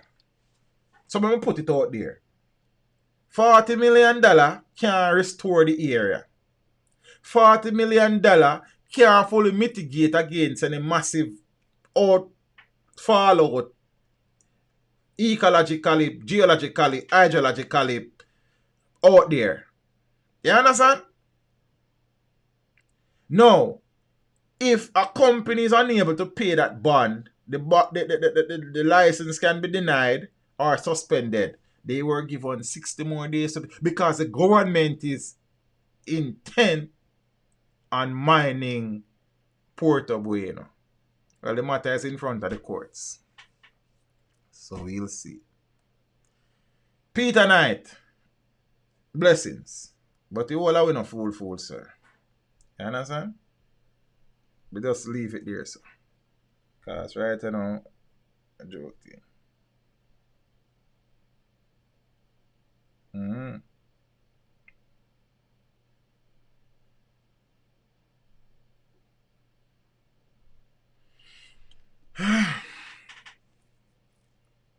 $40 million. Restore how much? Look here, man. Peeps. May I cut it there, sir? You understand? I'm going to big up on yourself. You see? Sooner again Sunday evening. You know what I think. Yeah. Appreciate the continued support. See?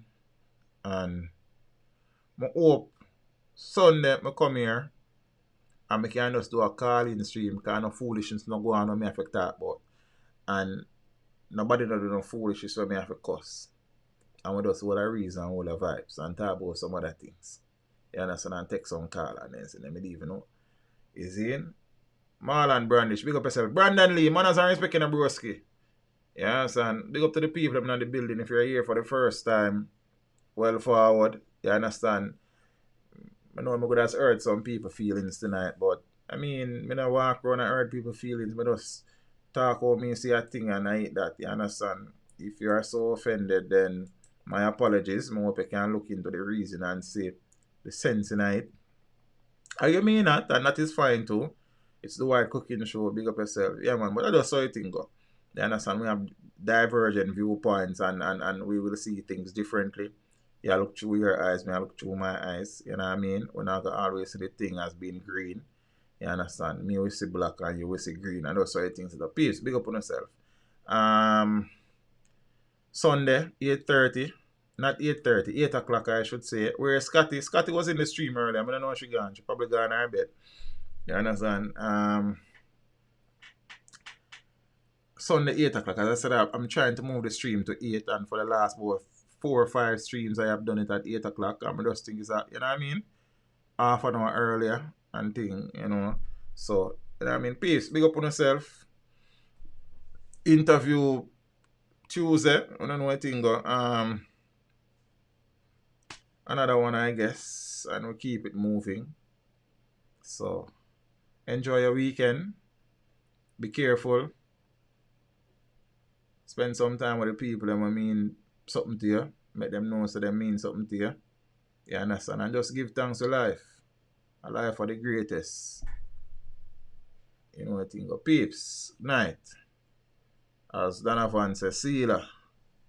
Run over corruption with a 14 mealer. You know what I mean? You know what I mean? Shalom. Peace be with you. Peeps. Walk good. Step with Jah. Safe travel upon the gravel. Thanks to all the people who contribute financially to the stream since time. Big up to all the people who give them input in the comment section there. You know what I mean? Big up to the people with the divergent views and, you know what I mean? Contending views and, you know what I think. Teacher, I know you don't find the great Professor Nuts. I find Professor Nuts, sir. You understand? But finding an artist is one. The other things are the other. 2, 3, 4, 5, 6. But I'm not going to get into that. Whenever I feel like I'm ready, I'm available. That's all I'll say about that. Peace. Big up on yourself. Walk good. Step with Jah. See you travel upon the gravel. I'm out. Thank you for tuning in. Like the stream before you go. Subscribe if you haven't done so. Remember to share the stream with your family and friends and browse the channel for more amazing content. Until next time, walk good, my friends. Teach them. Hey, yo, hello. Send the message and make it reach them. It's teach them. Right here. Warlord representing.